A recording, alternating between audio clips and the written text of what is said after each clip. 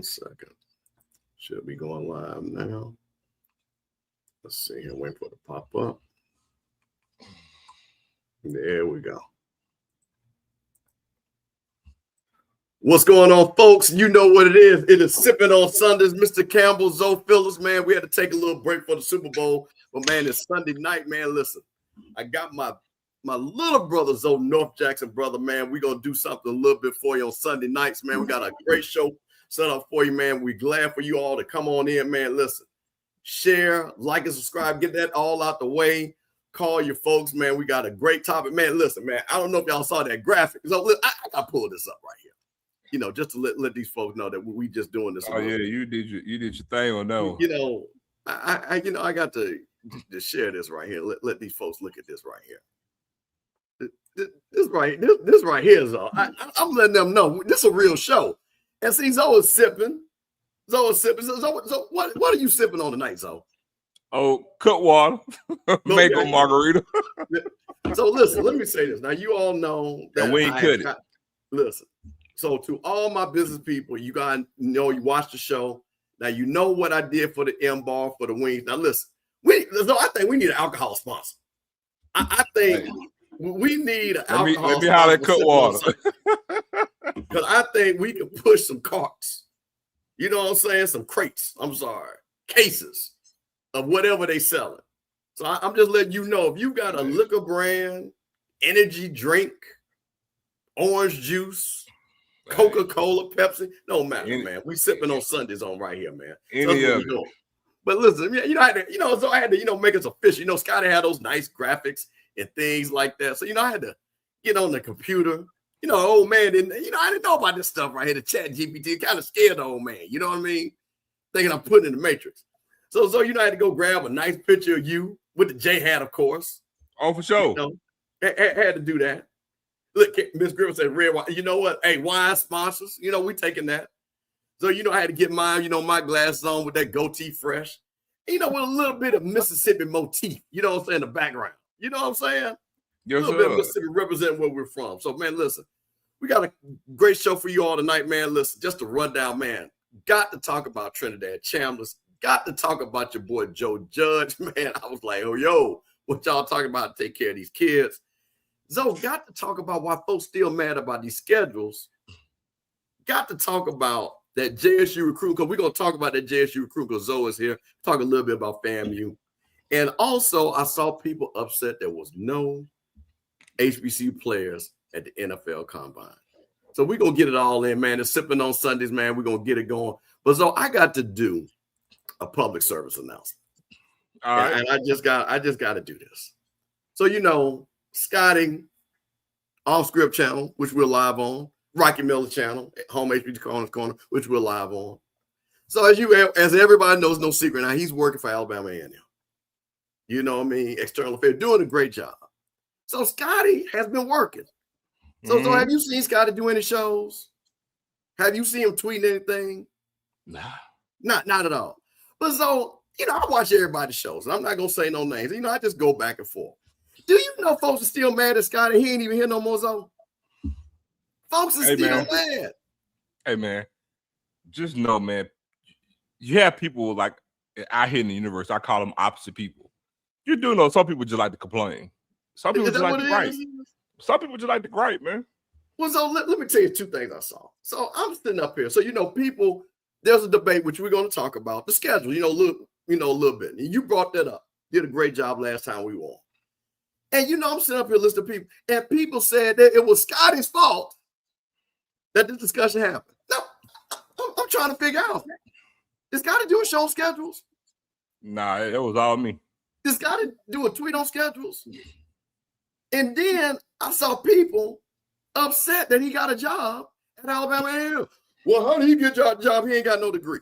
How you get that job? He don't let me. You know what? I'm glad you mentioned that too. I don't want to get too far off of the tangent, but let me say this too, man. Look, despite how you feel about somebody's thought process when they come to your school, look, I'm in blue and white, y'all. I keep a J hat on me at all times, right? Just because somebody has a different opinion from you, or somebody says some things you don't like, the fact that you let that take you to want to have an effect on or create something to somebody's demise is a major problem with some folks. Like literally, because somebody has a different opinion from you or doesn't like what you love, then that means everything they do in their personal life needs to suffer. They don't need to have any type of employment. They should be homeless, not having any type of success in their life. That right there is idiocracy. Let me say this on record. I hate Southern. All right. Let me say this clearly. I hate Southern. I hate Sissy Blue and Yellow. I'm cool as hell with BJ Jones. I'm going to say it again. My cousin, my first cousin, is a dean, well, was a professor, is a dean at Southern University right now. Right now. I got family all up at Southern. I hate Sissy Blue and Yellow. I'm going to say it again. But, man, I lived in Baton Rouge for 5 years. Right. I got a lot of close friends in Baton Rouge, and they're Southernites. It's a game, people. I'm going to say it again. I hate Southern, but it's a game. One dude in Louisiana who practically helped mold me into a man played football at Grambling. Shout out Campbell McGowan. I'm going to give him love. Played for Eddie Robinson in the 80s. Pretty much helped mold me to a man when I got out on my own in Louisiana. My big bro, Campbell McGowan, played wingback for Grambling in the 80s, bro. Look, was in Vegas talking shit to me. You know what I'm saying? Like, right. It is what it is, bro. Like, the fact that, you know, again, man, look, and I could say something, but I'm not going to tangent when it comes to, like, Scotty and Jack State. Man, though he feels a certain way about Jack State fans, I can tell you, it's not reciprocated when it comes to all entities at Jackson State. Let me just tell y'all this right now. It ain't like what y'all think. I'm going to keep it a buck with y'all. It ain't. It ain't. So, and he said numerous times, he just don't like Jackson State fans. And I get it. And who's more? Look, I'm just as big of a facial front for Jack State as anybody else. And guess what? I be talking shit to him nonstop. I'm me.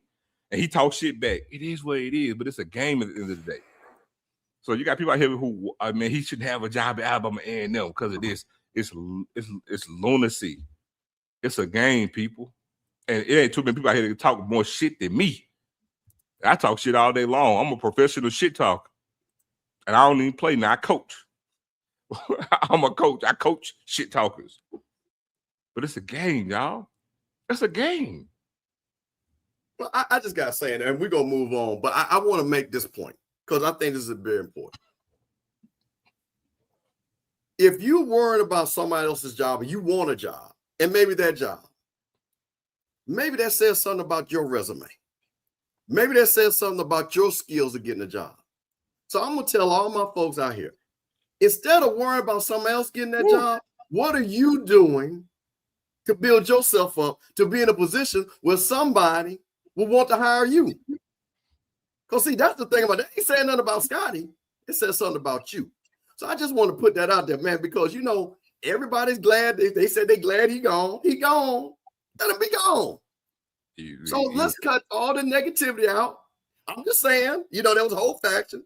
So now they said they didn't want no more negativity. So let's 2026, let's be positive. So that's all I'm saying. So anyway, man, here we go. So listen, let's get to this thing, man. So you know, we from Mississippi, and there's a big story that started out of the state of Mississippi. Now, so everybody knows that me and you are Jack State fans. Everybody knows the history that most of the people in Mississippi, most of the people, especially our age, are not Ole Miss fans.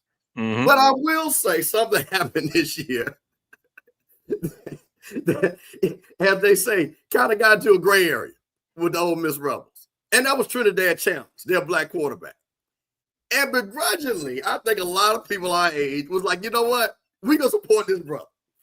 We're going to support this brother. You know, this one time, this is a one-off. And what happened was Trinidad, as a lot of us know, started off at Ferris State. We actually, I would say a lot of HBC people know about Trinidad Chambliss before most of the country because of Tremaine Jackson and them playing Valdosta State. So he comes to Ole Miss, plays great, but guess what? They said that the NCAA said he had ran out of eligibility. So they ruled against him. And guess what, Zo? I'll pull this up. Come to find out, excuse me, as we share this screen, that they said not so fast. Because you know what? He got granted extra eligibility by a state court judge who entered the injunction. So you know it's two things. A, them folks out of Mississippi looked out, and we're going to talk about that judge and his background. And Trinidad Chambliss, because of an Ole Miss alum, is going to make between $5 to $8 million on because he's already signed his deal. It's $4.5 million. So Zo, what do you think about Trinidad Chambliss and the old-fashioned hookup down in the state of Mississippi? And we're gonna play a video, but I'm gonna let you comment on it first. Well, I mean, the thing is, number one, we shouldn't be surprised. And just so you guys know, because this is not the first time an injunction has been placed, it's happened several other times, and it's always done on a state level. This was an easy thing to actually get done, and we saw it coming a mile away. The NCAA doesn't have any leverage in any of this, and they always still have right now the Big Ten and the SEC with the whole idea of breaking away from them, and so they have that as like their draw for in their back pocket. And so when it comes down to being able to make that move, they went about the right way. NCAA, which us and to be truthful, he does have a legitimate reason for trying to get another year in eligibility. So it's not like they're just trying to make something for him so he can play another year. There's a legitimate reason for that, and it's valid. So let me start there. And I hate Ole Miss, right? But it's a valid thing for a medical red shirt. And so, you know, them doing that, went about to NCAA, and they denied it, you know, and which is funny to me because how can you deny any person going for, you know, a particular 6-year, and you got guys now on a 9th year with eligibility, right? And so, which is kind of funny. But at the end of the day, man, all they did was got not just I'm going to say it right, not just a judge in the state of Mississippi, an Ole Miss alum at that literally, as he was reading his verdict, rendering his decision, was emotional and cried. Oh, we got to play that song. Emotional and cried. We got to play that. So I'm just want people to see Judge. Let's make sure we got his name right. Judge was it Whitwell. Judge Whitwell. Now this is Judge Whitwell. Now Zo, listen. Now you not. He went to Zenobia High School. Now I remember back in the day they used to have some rocket basketball teams. Hold on. Let me fill you in on something. So my family, both sides, from a small little town called Coldwater, Mississippi. Watch out. Coldwater, Mississippi is right next door to a little small town called Senatobia. Hello. My mama is a Northwest grad. Okay. By the way, I got plenty of family with the Northwest. And yes, Northwest is naturally a hub for the Ole Miss Rebels. Any guy, for the most part, that came out of state from at least back in the day, when they went JUCO, they went to Northwest. Northwest colors, Ole Miss colors. And even now they wearing the powder blue just like Ole Miss. So none of this should surprise anybody. It is what it is, dog.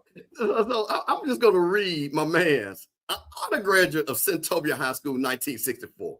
Attended Mississippi State University, Northwest, Delta State, while earning his undergraduate degree. In 1972, graduated from the University of Mississippi School of Law. So I'm just going to say, now, if I'm the NCAA, I got to get this guy off the bench. I'm just saying. Man, listen, you can have this guy sit on the bench, bro. And not only did he sit on the bench, so my man was crying. So we're gonna play this.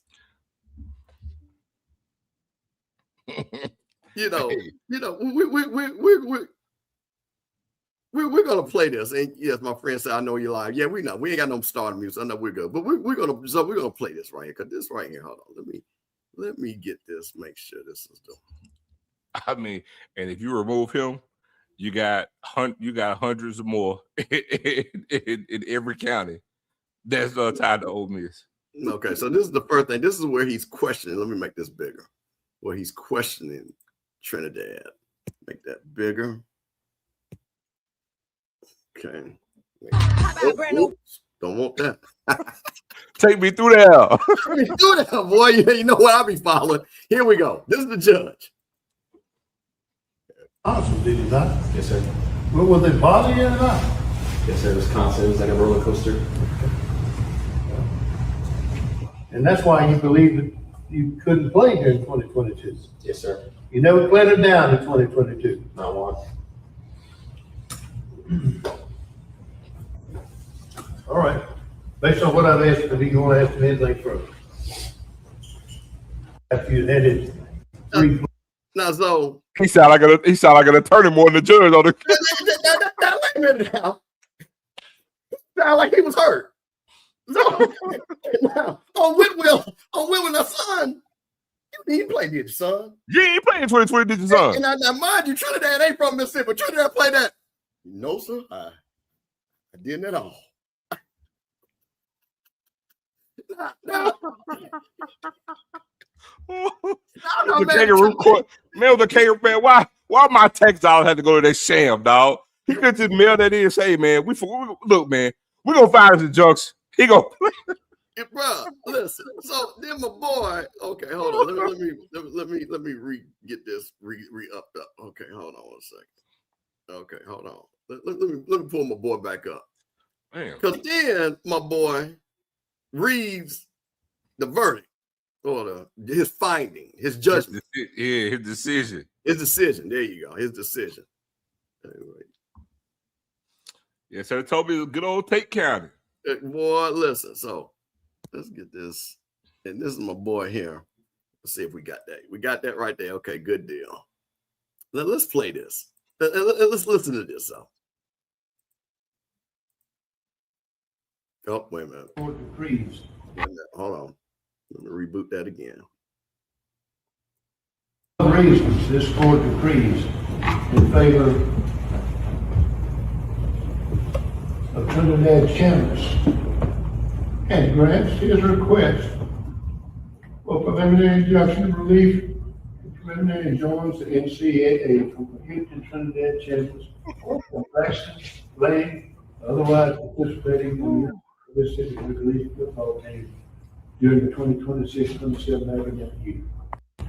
Don't play the For woman. the above reasons, this court decrees in favor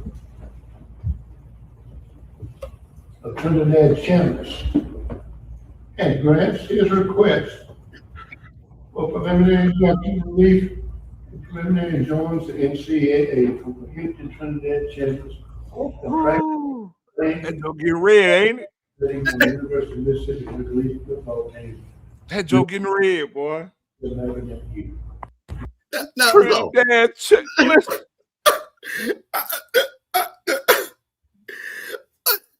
the 26, 27 academic year. So, what we doing, man? Man, look, I'm gonna say this. I never thought I'd live to see where the court system would do for a black man like they were back in the civil rights days. I never thought I'd live to see it. Listen. Never thought I'd live to see it. Listen. That's exactly what that was. Man, this was civil rights victory right here, though. This is big for black folks. This is big for black folks right here. So he was choked up. He understood the pain of the black man. That the system was against him. Right. That the man was trying to stop the progress of one Trinidad Chambliss. And he was standing in the gap for the state of Mississippi, for the University of Mississippi. Get ready for all those that are fans. Get ready for all your Trinidad flags in Oxford to fall. Listen. And you know your boy Whitwell, man. Listen. So what do you think he gonna be sitting at when the first game comes? Man, he got him a suite or a box seat one. Right there next to the president. Right there next to the president. Right, and man. You know, man. I'm gonna tell you something. What I love about white people. One thing about white people, and they always tell us this: play by the rules, though. Do what you're supposed to do. But when it don't go right for that white man, hey, he gonna switch that thing up quick as hell. Hey, wise man told me a long time ago, when you make the rules and you make the laws, you can change them. You can change them. So this man had with a straight face, with an emotional. So you listen, man. I've been around a lot of courtrooms. I know a lot of judges. I've seen judges, and I'm being serious, but like serious cases where somebody's been injured, killed, things been agreed, where a judge is saying, you know what? I feel your pain as the plaintiff, and I'm going to rule in favor for you. I hope your life gets better. Man, come on, boy. So you've never seen a judge, anybody on the bench, show any type of emotion. Man, He played his hand. He played his hand, but he didn't have. But the thing is, he didn't have to play his hand. It was what it was. We knew what it was when they announced the court date. We knew what it was. We already knew. Literally, he's going to play because he's going to get an injunction. We knew it. That's the worst kept secret, man. Known to man. That's the thing. So that was the thing. And and like I said, I'm happy for Trinidad. You know what I mean? Like I said, man, the game has changed. And that man was sitting up there like, they supposed to bench these rules, like you say. Some people getting 6 years, 7 years, 8 years, changing things all around. You know what? Let this brother get that $5 million. Let that brother earn his money. Well, also, Steve, in the current climate of college football, everybody's leaving and going and leaving and going to the league. You actually got a star player wanting to come back, to try to do what he can to raise his stock. So it was just amazing to me, man. I wanted to die laughing. It's hypocritical though by the NCAA. It's hypocritical by the NCAA though. And that's the thing about it, man. The level of hypocrisy, that the NCAA has done. I'm like, come on, man. It's like, what are we doing here? It doesn't make any sense. But I wanted to, which ties into so of course, they had to bring in witnesses, to prove Trinidad's case. Mm-hmm. So, they brought in one Joe Judge. Now, I didn't know. Now, do you know what Joe Judge's position is on the Ole Miss coaching staff? I don't know. I do know he was in the NFL. He was a special teams coordinator. Right, he was a special teams coach. That's why I was like, I didn't even know Joe. But if I'm not mistaken, he was on the offensive side of the ball, though. Okay, so offensive side of the ball. You know what? Let me just see, because Joe Judge. What is Joe Judge's position? Well, you can't go by now because I think he got reassigned under the new staff. Oh yeah. But if I'm almost willing to bet though, Steve. I believe. Correct me if I'm wrong. I think he was a position coach on the offensive side. That's what they're saying. He's a quarterback's coach. Okay. He's not a quarterback's coach. So Joe Judge gets up there and says something to me, and I really want to see, and I want to hear people from the chat that are parents. I want to hear people that maybe if you played football at a college level, I want you to tell me what you think about this, because I'm just going to tell you something. I'm an old man, and let's keep it. Well, you ain't old now. No, I'm going to say it because, again, I ain't no millennial. I ain't no Gen Z. So there's a certain level of decorum as a black man and things, and I know the system. And all these players, majority at Ole Miss and all the SEC are black. So they have different things that they go through and they have to deal with. And when I heard this, I cringed because of a white coach saying this to probably a predominantly black audience who probably this applies to. So we're going to play with Joe Judge set in a court of law about what these football players should be doing and their significant others in their support of. Hold on, wait a minute. Hold on 1 second. Let's get that up. This is Joe Judge testifying. To make sure we got this so everybody can see this. About significant others supporting their men playing football. Coach Joe Judge. Judge, what do you think? But we would have to educate. This is always a tough conversation to have. It's not even popular. The truth is, we would have to educate significant others who may have been pregnant during the season or going to have a baby during the season. And you have to educate them on, you have this baby in the middle of the season. That father has to play good football. right? It's a day-by-day production business. He has to be ready to perform and go out there and play. And when I say that is, you need to let him sleep. He needs to be in another room, detached. You have to explain to the mother, like, hey, listen, he ain't waking up for midnight feedings. After the season, he's full metal jacket. You do whatever you want with him. And he can change every diaper. But in the season, he's got to have a different priority. Now, but we would have to educate. This is always a tough conversation to have, and it's not going to be a popular thing. This is the truth. We would have to educate significant others who may have been pregnant during the season, or going to have a baby during the season. And you'd have to educate them on, you have this baby in the middle of the season. That father has to play good football, right? It's a day-by-day production business. He has to be ready to perform and go out there and play. And when I say that is, you need to let him sleep. He needs to be in another room, detached. You have to explain to the mother, like, hey, listen, he ain't waking up for midnight feedings. After the season, he's full metal jacket. You do whatever you want with him. Okay. You change every diaper. But in the season. Now, so I heard this, and I was like, wow. And you know how you say things behind closed doors that might be true in the real world, but you really don't want to say it out in public? So I was like, now, bro, you can't be saying, because first of all, here's the thing. Now, Zo, do you have children? Do you have children? Yes. Okay.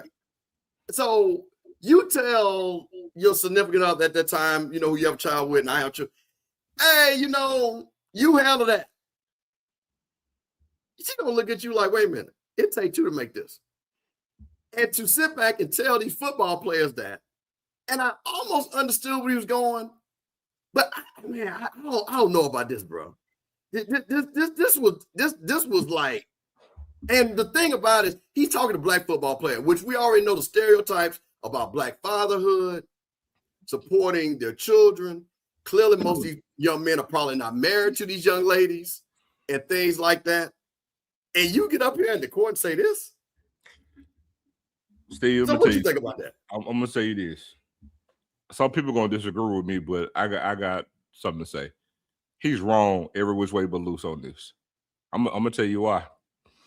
I know the angle that he's trying to go. I know people say, well, I see that point. I agree with it. You're wrong. You can't take that stance, but on the front end, you need to tell your players to wrap it up or don't be having unprotected sex to get people pregnant. He made a statement say, you're going to have this child. No woman can dictate when she's going to have a child. God is in control of that, not the woman. She can't dictate when she's going to get pregnant and have a kid, but also for every action, there's a reaction. For every action that's taken, there are consequences for your actions. And so guess what? If you have unprotected sex while you're a football player, you know you got this career that you're going to have, but you still chose to make the decision that you chose to have sex, right, and get somebody pregnant. You don't get to make someone pregnant and then run from the responsibility to come with it. I don't give a damn what your career is. That's part of building some scar tissue to make you a man by being a father. So guess what? And I know some people say, well, you're not in a relationship. Man, listen. Until otherwise noted, man, look, you got her pregnant.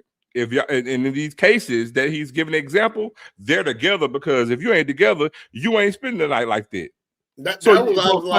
So all these are couples, right? And I'm sorry, bro. If a woman sit here and went through all she went through to give birth to your child, and then you're here with her, and you can't help nothing because you play football, that's the type of privilege. Guess what? You signed up for that the moment you sit there and got her pregnant.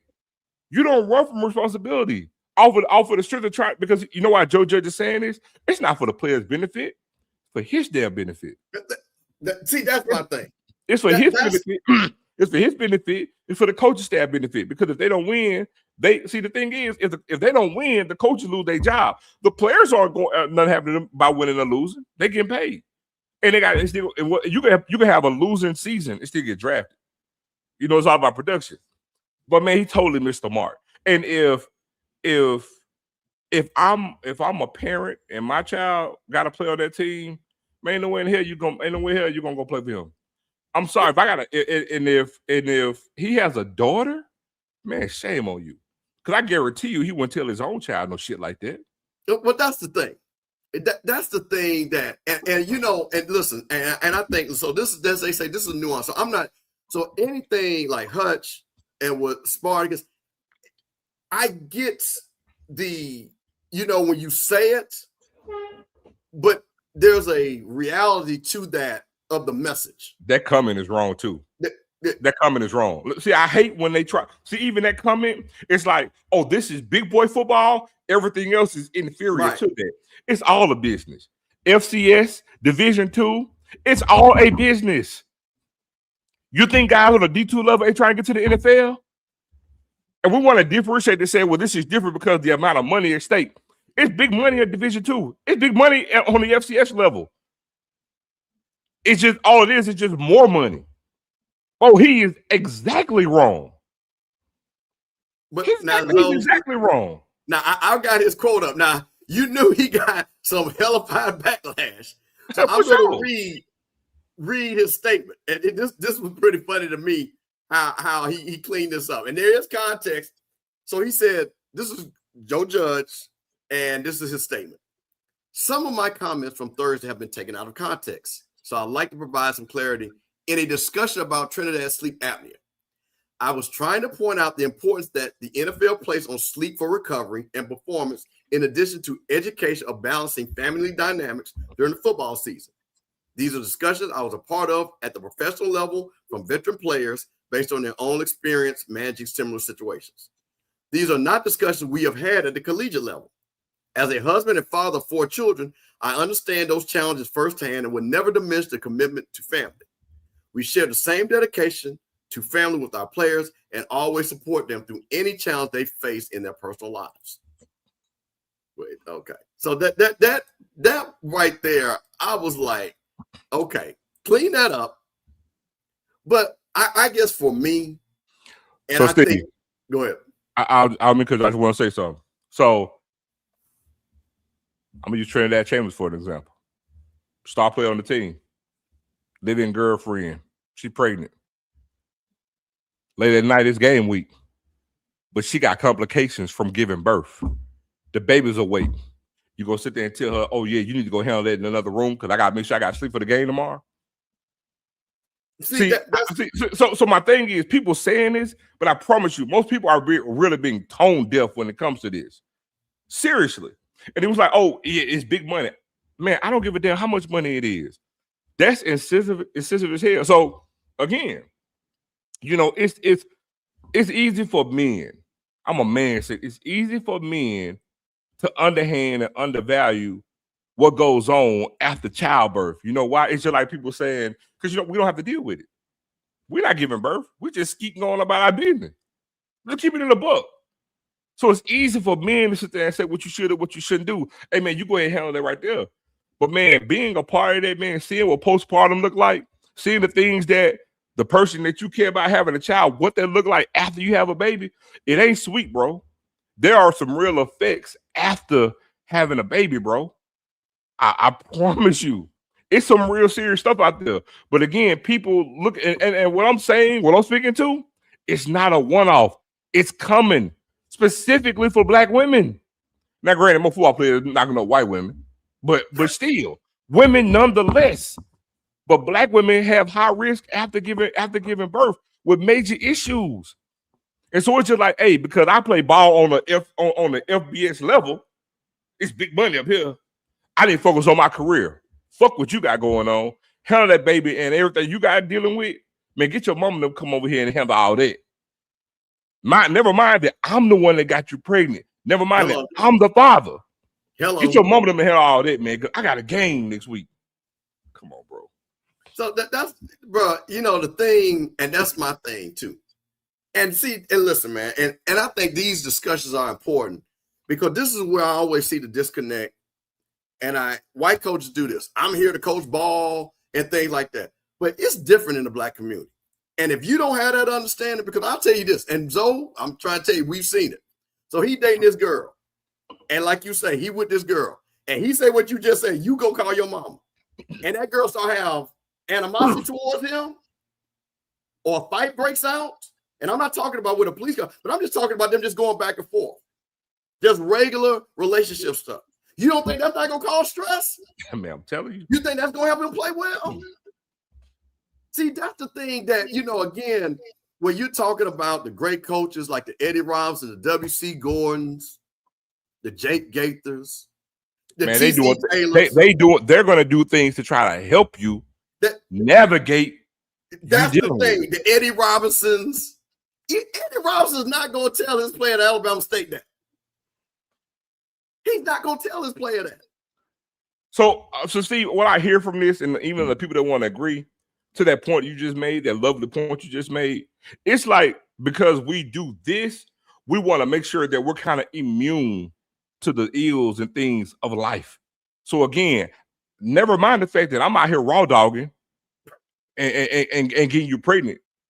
Because we're not talking to prevent it. We're not doing it. Hey man, go ahead and do what you do. I was once your age too. I was out here getting it in. Right? So we're not coaching to that. We're not coaching to that. Or coaching to, you know what I'm saying, do the right thing. But yeah, it's like, yeah, man, I know, hey, but we all out here fucking when we got to college. Right? But then you get her pregnant.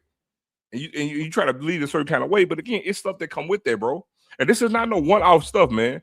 Postpartum, man, she may have had issues giving birth where she got complications, may have had thyroid issues. Like, it's major stuff from that, bro. And you talking about, oh man, a baby being up, but I tell you what if the baby got some type of health condition or issues? Because that's very prominent in Black mothers.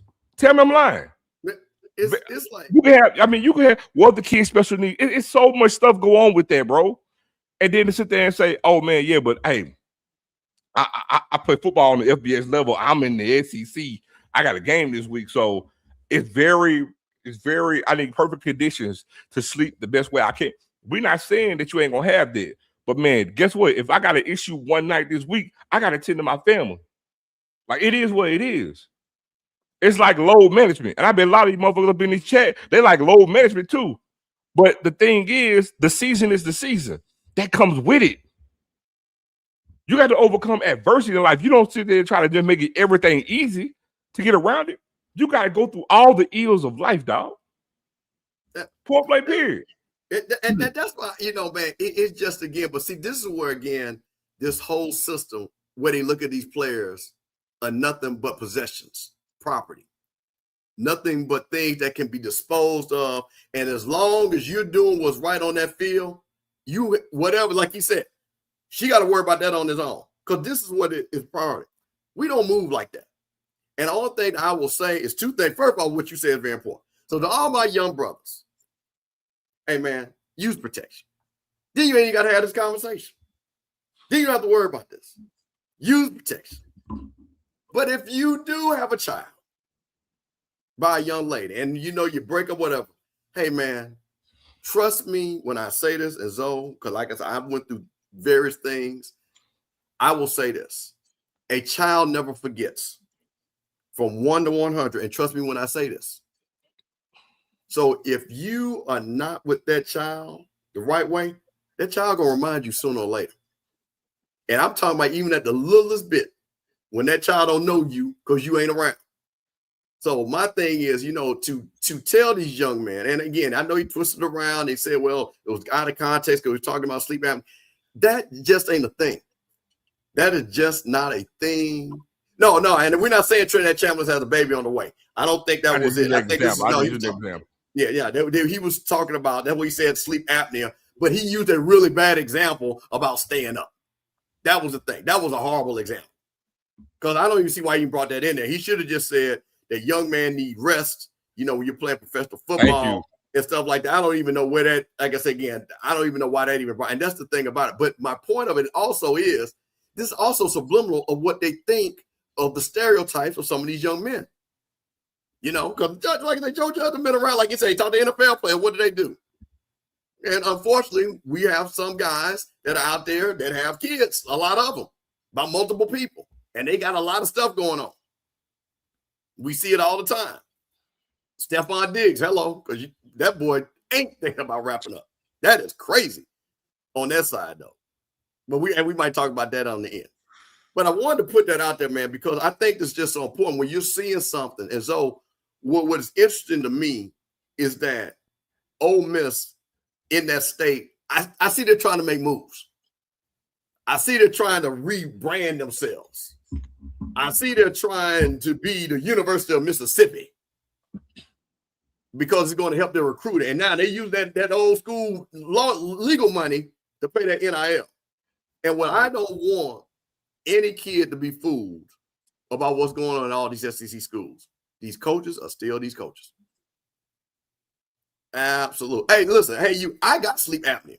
I know exactly how it is. I have it. I do too. I literally can show you I have specialized pillows that my insurance paid for so I can sleep a certain way.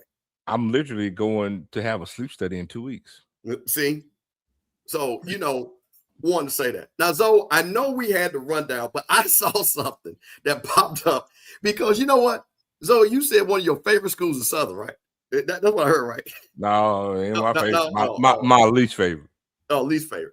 Well, I saw something, and I want to get your opinion on two schools that popped up on this list that I wanted to see what you thought about this right here. The FCS Football Central. Let's make this a little bit bigger so people can see this. I thought this was hilarious. They made a list of 6 football teams that failed to meet expectations in 2025. And so, out of 5 of them were 6. 2 of them were HBCUs. One of them was your Southern Jaguars. And the other one was our boy Josh's North Carolina Central Eagles. Man, couldn't have it to a better school. So, along with Incarnate Word, Western Carolina, Idaho, and Richmond. So I did not watch Idaho. I haven't watched Western Carolina, so I don't know what theirs. But let's just talk about the 2 schools we do know a lot about. We know a lot about Southern, and we know a lot about North Carolina Central. Zoe, failed to meet expectations. I'm going to ask you a question. What was the actual expectation for Southern last year? I mean, I think they were right on brain. I mean, you can't spell suck without SU. I mean, so I think they were right where they need to be. I mean, nah, man. Look, I'm gonna just say this, bro. I mean, Southern, if I'm not mistaken, they were picked to win the East. Win the West last year. Am I not mistaken? Okay, so I wanted you to give us some facts. So they Southern were picked to win the West. Southern was picked to win the division. The year prior to, they were in the SWAC championship game. They brought back significant stars. You brought back the postseason defensive player of the year. You bring in the preseason defensive player of the year. Brought in some transfers. All last summer we heard about, the quarterback transferring in from Jackson State that, is going to, lend his expertise to their quarterback room. We saw how that turned out, right? But they brought some pieces. I mean, they got the bragging on this highly touted running back they had coming in from LSU. He went on scholarship and, yada, yada, yada. And it just didn't materialize, We heard week after week, got to go back to the drawing board. They put together a well-drawn, ugly 2-win season. Right. So, I mean, it was what it was, man. So, but like I say, man, it did me some good. Jack State won, and Southern not so much. So now the one that shocked me, and again, big fan. Everybody knows, hey, HBC Coaches Corner. Trey Oliver was one of our guys. Me and Trey joke all the time. Saw him at Celebration Bowl. Told me not to come to Durham. We're going to put my Escalade on bricks. But I found it fascinating that they thought or felt that North Carolina Central at 8-4, 2 heartbreaking losses to the people that played for the championship, Delaware State and South Carolina State, was disappointing. So what did you think about that? And is that even deserved for North Carolina Central based on they had to win the season?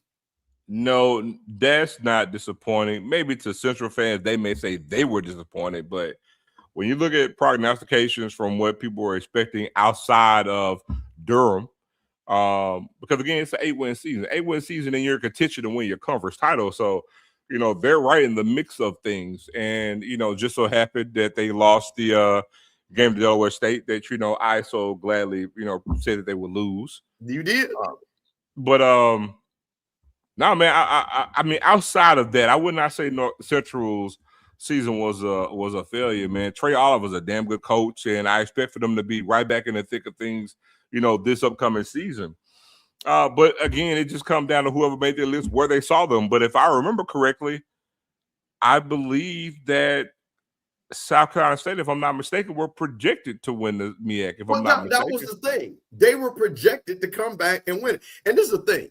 So she said, now, and I always use the delineation line before prime and after prime, right? And Trey Oliver was not the before prime. That was Jerry Mack when they went. So in the after prime era, you know, that delineation after COVID 2021, they've only been to one Celebration Bowl. Yeah. Now the person that has an expectation in that conference is South Carolina State, who has been to 3. Out of the it's been 6. Mm-hmm. So they have been to 3. So I don't know, you know, again.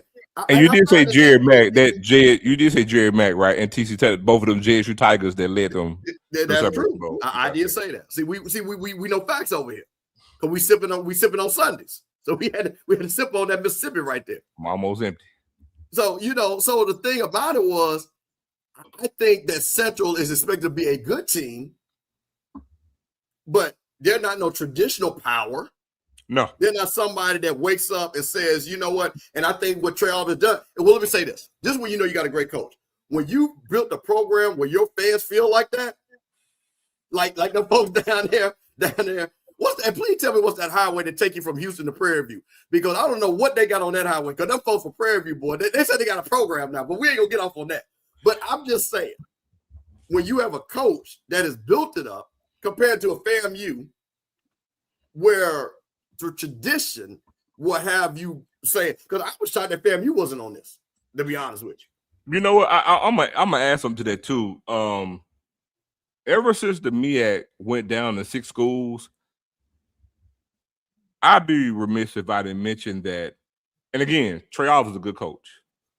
I'm not taking anything away from him, but I think it'd be remiss. I think we put too much on credence for whoever wins the MEAC because by virtue of them having 5 conference games, typically they only got 1 de facto conference game to win. Because if we go back over the time frame since they've been a 16 league,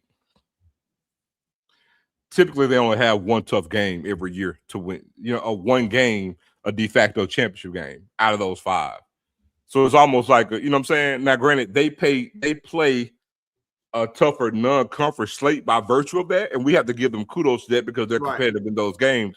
But honestly, when it comes down to conference play, they really have just one de facto conference game, tough conference game, because the conference they've been so weak and moribund to where you only have 2 good teams every year. You see what I'm saying?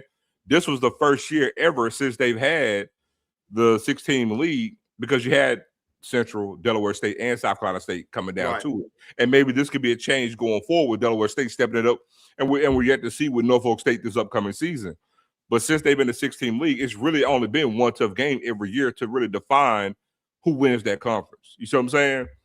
To where when it's in the SWAC, not like the SWAC is deep on that end, but the SWAC has more games to play that's more impactful because there's more parity in the SWAC than it was in the MEAC. Yes, you have more bad teams in the SWAC, but you have more parity in the SWAC. Right. And I will say to Amanda, and I believe she's a proud Central grad. Thanks, man. I appreciate you watching us. You know, Sippin On Sundays, me and Zoe, you know, Scotty's channel, Off Script channel, Rocky Miller channel. But I want to say something about this too. But you got to understand something. And Zoe understand this too. In the SWAC East, you can't lose a game. You lose the 1 game, just like that, you don't get to the conference finals. So we still have the same pressure that you have, and then we have to turn around and win the conference championship. So the thing about it is, and you're talking about, so I can say, and Zoe, correct me if I'm wrong, if I took the SWAC East and made them like the MEAC, I think they're just as tough, if not tougher, than the MEAC. I would definitely agree. I would definitely agree. So Amanda, the SWAC, by virtue, has to do exactly what you just said because you can't lose 2 games in the East. You can't. Nope. You basically, from the time, and so correct my one, and we say after prime, every SWAC East champion has gone undefeated in the East. Am I correct? Because you guys have won. The only people who wanted you guys and us. And we won undefeated. You guys have been undefeated. So you guys have won it 4 times, and we won it what? That right? Once. You guys won it four times, right? Mm-hmm. 4, and we won it once. So 5 years, and this is year 6. Yep. So all 4 of those times you went undefeated. Mm-hmm. 3 of those years we had 1 loss. You guys, we beat you guys, and we won undefeated. Mm-hmm. So this is the thing about it.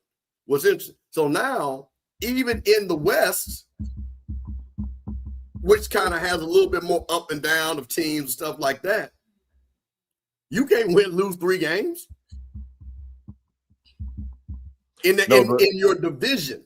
So in the division, the way it's been in those 5 years, 2 losses dictated. But the thing is that it was more parity on their side. Again, you may only have 1 good team, right?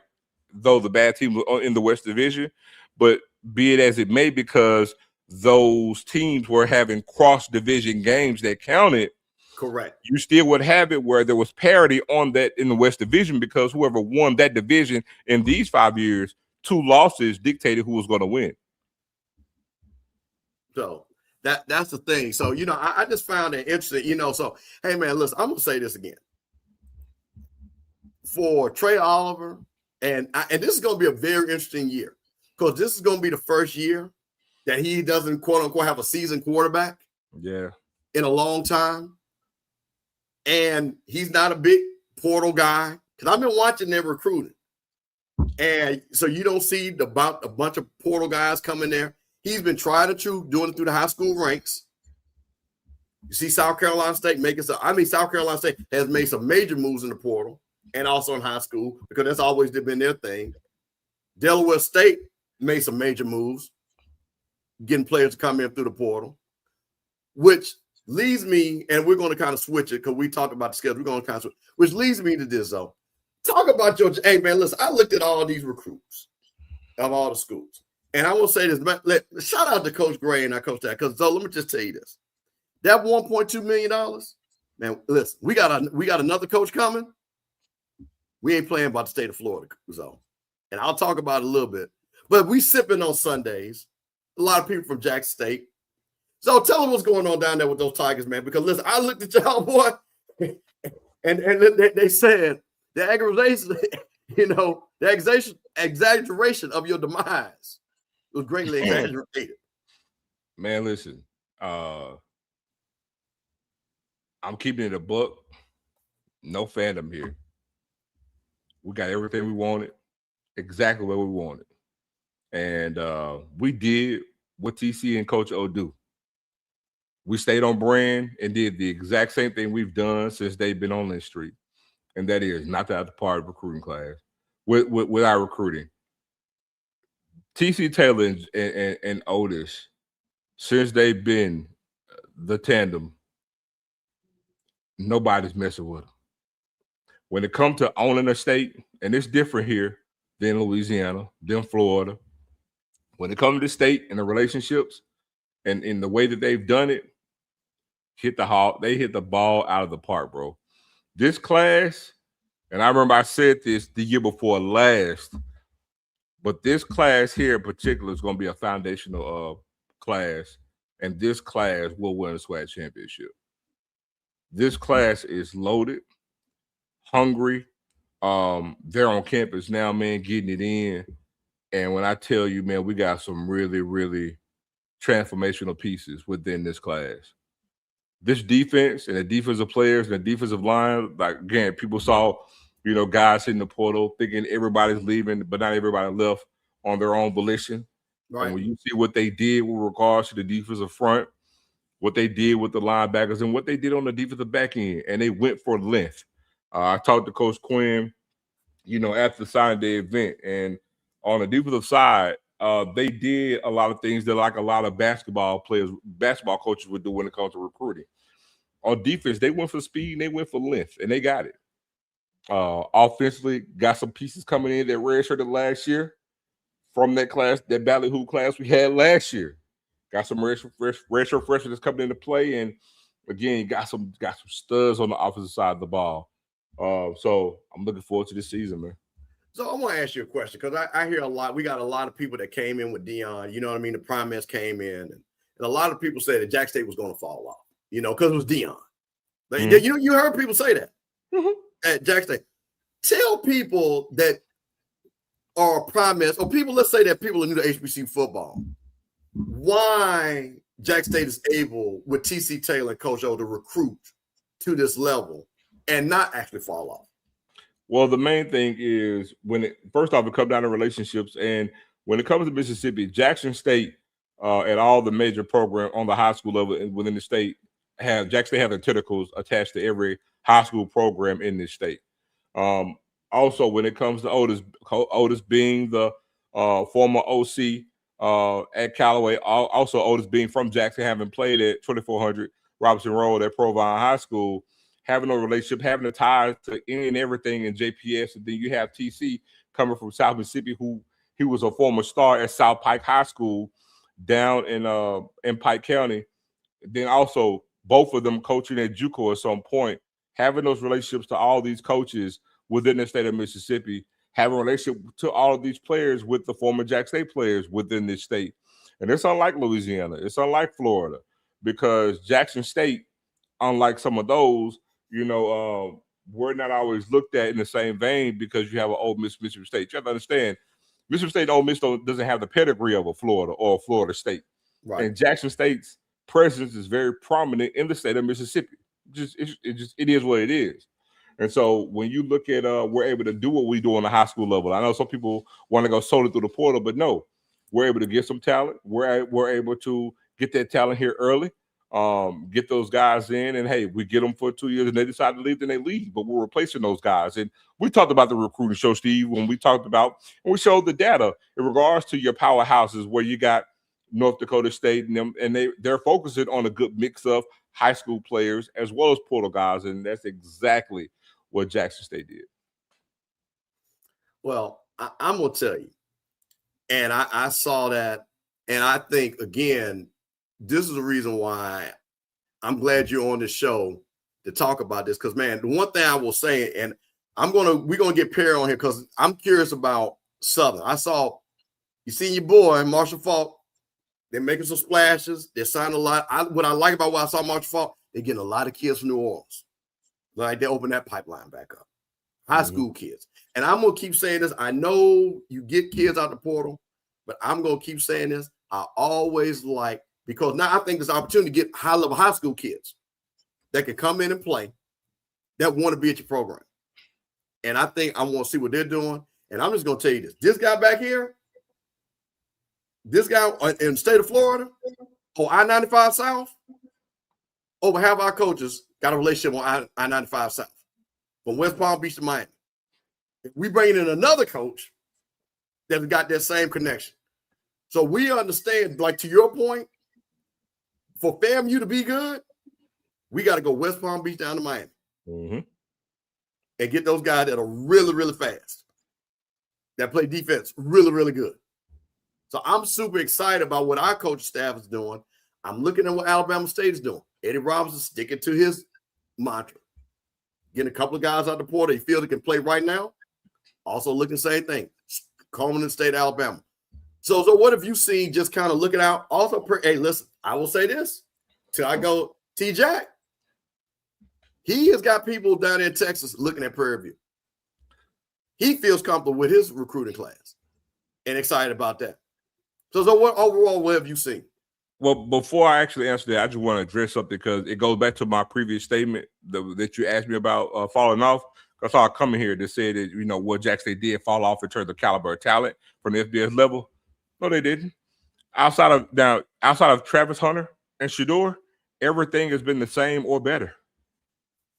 And we have the data to show you, player to player. Outside of Travis Hunter is an outlier. We're not going to sit here and act like he isn't. It was the number one ranked player in high school. That's just one player. But we're talking about falling off because go look at Jack State's class last year. If you go look at the transfers that came in, because I want to sit there and say, let me remind you of who Prime brought in when he first got the job when it came for a transfer. Because I could name you a Niles Gaddy who was unranked coming in, but was a great player.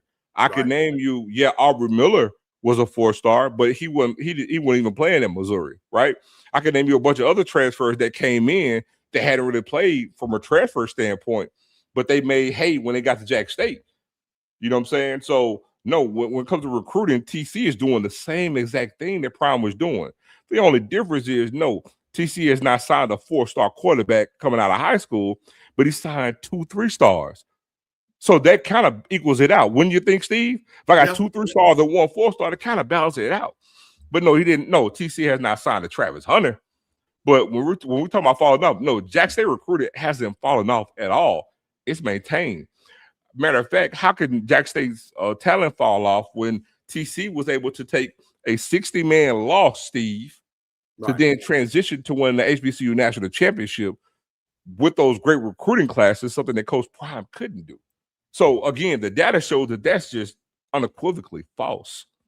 But I just want to make sure I state it. So, but to your point, when it came down to other teams, again, I think the SWAC, believe it or not, bro, I think the SWAC will be better talent-wise this year than it was the previous season, than last season.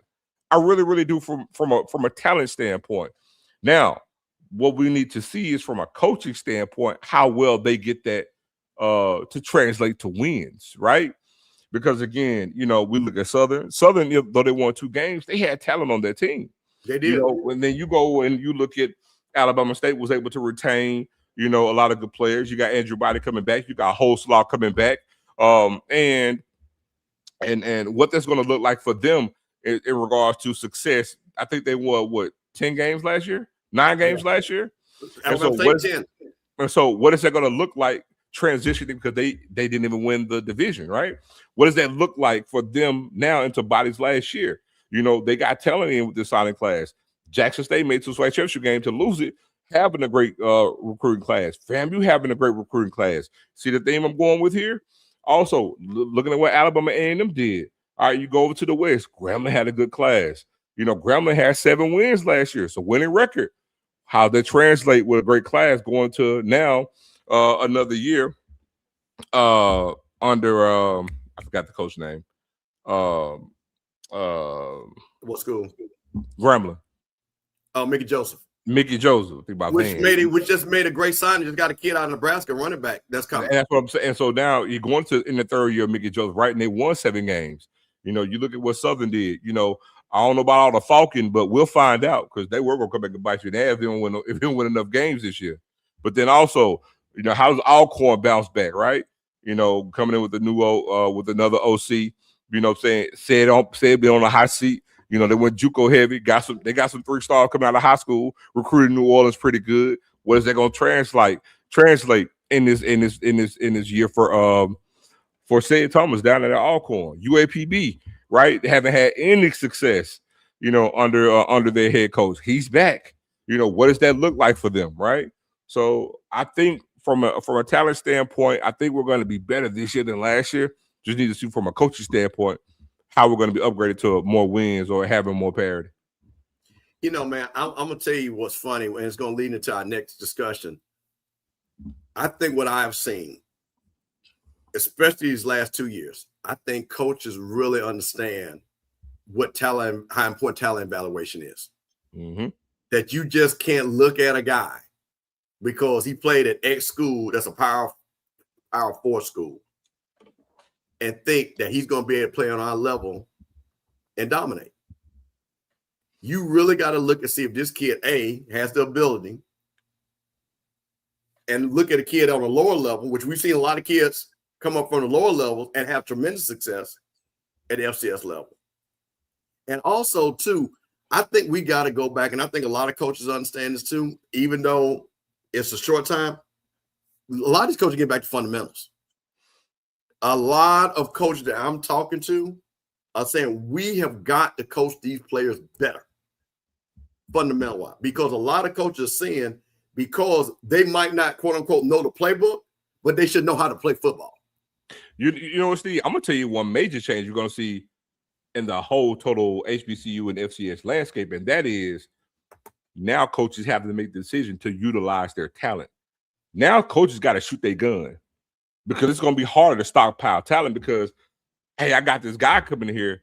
Because again, like we mentioned, it's going to be an anomaly to sign a kid out of high school and have them for 4 years. Right. And so if I'm going to get to the fundamentals and development, I still got to use it. I got to use it because I can't get into a position where I'm just developing and I'm never getting to use the tool that I developed. So, and that's a big thing because a lot of us can talk about, oh, we got this guy, but they aren't being utilized because in the whole frame of mind, I'm thinking of stockpiling talent, right? But now that's one part that's going to change the landscape because these coaches are going to have to shoot their gun. They got to shoot all their bullets now because guess what? I don't even know if I'm going to have this kid next year, and he's been doing what he needs to do on the practice field. It's got to translate some kind of way on the field because also, now I'll say this, the advent, because it's been brought up, of a possible change of games played to maintain a redshirt year. You know, it was brought up to go from 4, I believe it's 8 or 9 games. I think it was 8 games. Yeah, they're trying to. Yeah, they had the coaches convention. They want to be 8 games, which is crazy. That's another thing too. If that happens, so now that gives even more ammunition to say, "Hey, we got to utilize. If we got 105 guys on the roster spot, hey man, even if they get 10 snaps a game, we gotta play these guys. We got to, and we got to see what we got. Because I'm not gonna get in a position where I'm developing guys." And they never get on the field for us, and we're not utilizing. But I'm gonna tell you something, which I always hear this, and Zoe, you hit it. But when we go back, when we were coming through, you had guys, and this was not unusual, guys that were 3 and 4 year starters, which means they played as a freshman. They played as a sophomore. Why? Because they were being coached immediately and developed. They had the talent. You didn't see these guys. It was very few guys that you saw a guy. All of a sudden, he just started playing his senior year. That's not how it worked. Guys were coming in, and sophomore year, you kind of knew if that guy could play or not. Yeah, but you know what, Steve? But honestly, there's been a lot of cases. At least, I'm not going to speak to the MEAC. I'm going to speak solely on the SWAC. There's been a lot of cases, man, where you've had several schools recruit good players, and I'm going to say quarterbacks, freshmen. They don't play. Now, granted, when I say that, you automatically going to assume because they got this senior or upperclassman who's just better. And I can tell you right now, that wasn't always the case. You have a lot of coaches because, again, wins and losses, right? Wanted somebody to be proven before they put them on the field. But that's why I give a Cardell Jones kudos for being able to put a Steve McNair out there your freshman year in the second game of the season. That's why I give kudos to Robert Hughes saying TC's athletic, you can put him over the field. I'm going to go ahead and I'm going to put this Robert Kent as a true freshman out there on the field. Because honestly, a lot of coaches don't have the kahunas, even though they know their player can play, they don't have the kahunas to go out there and pull the trigger to do that. And they don't always have an upperclassman that's better than their freshman. And they do it, and they don't do it, Steve, under the guise of, I'm thinking about wins and losses because I'm solely only thinking about my job because I'm not confident enough to put it in the hands of a freshman. And we've had that. I'm telling you, we've had that in the SWAC, bro. But you know what, though? But I'm gonna say in the reverse. I can talk about James Shaq Harris, Doug Williams with Eddie Robinson. They had people that were in front of. Bruce Eugene had people in front of. You know what happens? Coaches that know how to coach are not afraid to pull the trigger. So that also, this goes back to my point about developing talent. Because to your point, but if we start looking at our championship coaches, they've been able to say, you know what? I got this kid that can play. I'm going to put this kid on the field. And that's been that quarterback. So to your point, and what I think, again, which is going to be very interesting, like I say, again, we got people, like I say, some people, hey, let's go portal heavy. Let's see what happens. They play a year. Hopefully they play well. Or we got people that does, like I say, the hybrid, which what you guys have been doing, because you guys, I think, have been the hybrid model. You know what I mean? We're going to get high school guys, and we're going to get portal guys. And let me say this, too, because I saw some chatter when we showed, like, the number of high school guys we got. I'm like, there's lunacy, because if you go look at the players who are, like, our best players for the most part, Steve, guess where they came from? High school. High school. That's what I'm saying. So watch this. And Jackson State has the data to show it. Ahmad Miller, Memphis Whitehaven, high schooler. Travis Terrell, that's high schooler. You know what I'm saying? Yes, we've had some transfers to leave, but for the most part, the majority of our transfers that left the team this cycle, 85% of them were high school talent that we signed. Yeah. See, and that's the thing about it. When I see FAMU, they doing something right, bro. See, and that's the thing about what I think Quinn Gray understands. Establish that relationship with those high school players. And even to your point, if they go to the University of Florida, right? Florida State, Miami, it doesn't work out. I've already been talking to you. I know what kind of player that you are. So if FAMU's a better option, now you can come to FAMU. But I'm gonna tell you something else too. It works twofold, because you have a player leave your program and go somewhere else to be productive. You can easily have a player that's on that team that can learn about Jackson State and say, man, he came from here. I think I may show some interest to want to get down there myself. It worked. It worked both ways. It works both ways, bro.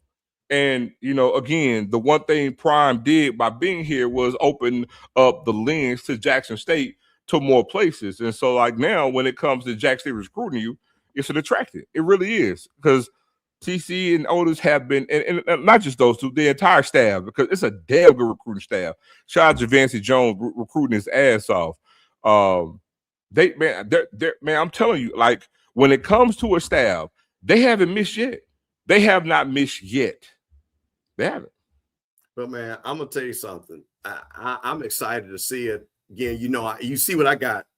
And man, listen, I'm telling people, so you know, I get on social media and I follow what everybody doing it, man. So you know, the most relaxing thing I can say, ain't nobody doing no shows about FAMU doing no FAMU foolishness. We 54 days in since Coach Gray been here, man. I ain't worried about no $237 million checks. I ain't worried about we ain't got this. I ain't worried about who the president. Ain't nobody saying that, Zo. Everything is nice and quiet in Tallahassee.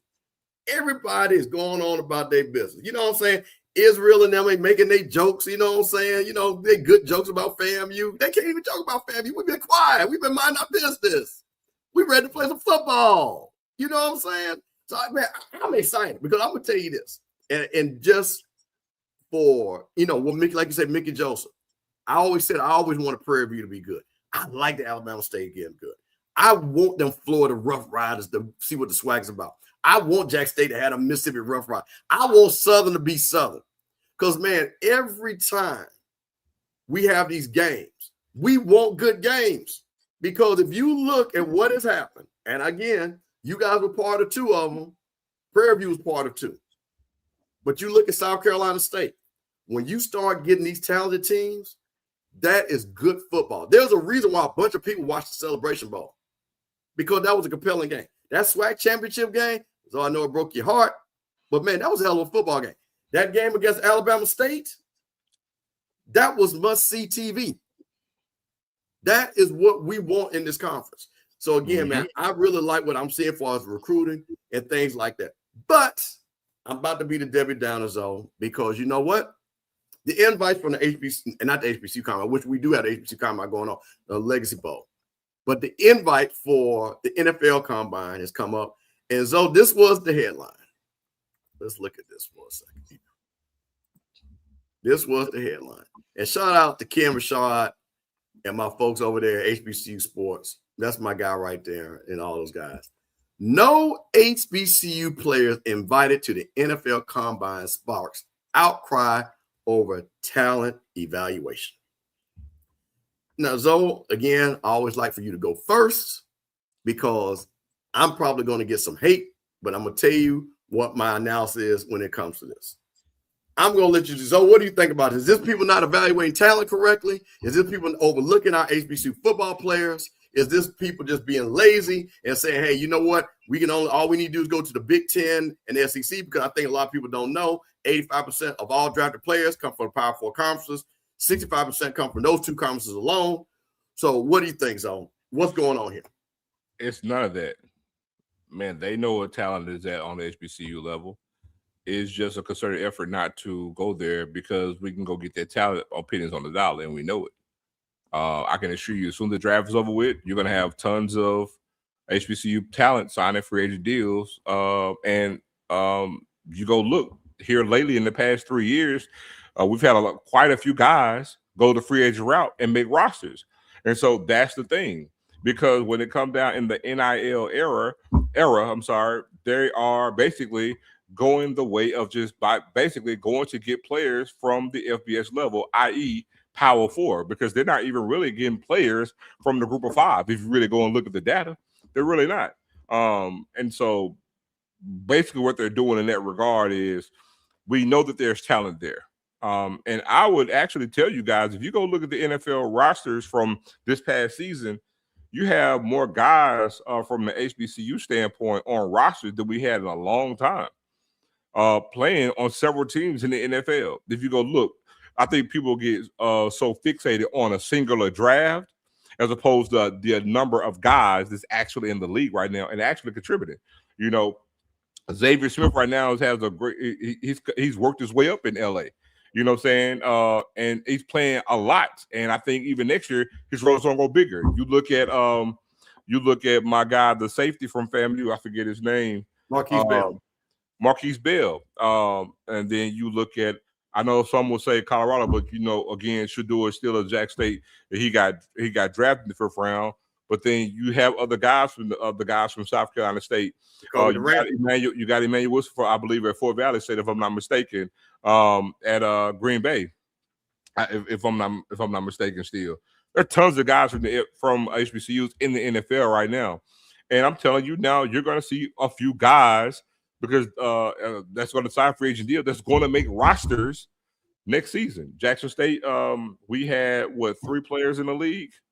No, we have 4 players in the league, and we missed out in going back down 3 because Isaiah Zabola ended up getting released by the Patriots. But I can assure you, he's going to be picked up on another roster this upcoming season.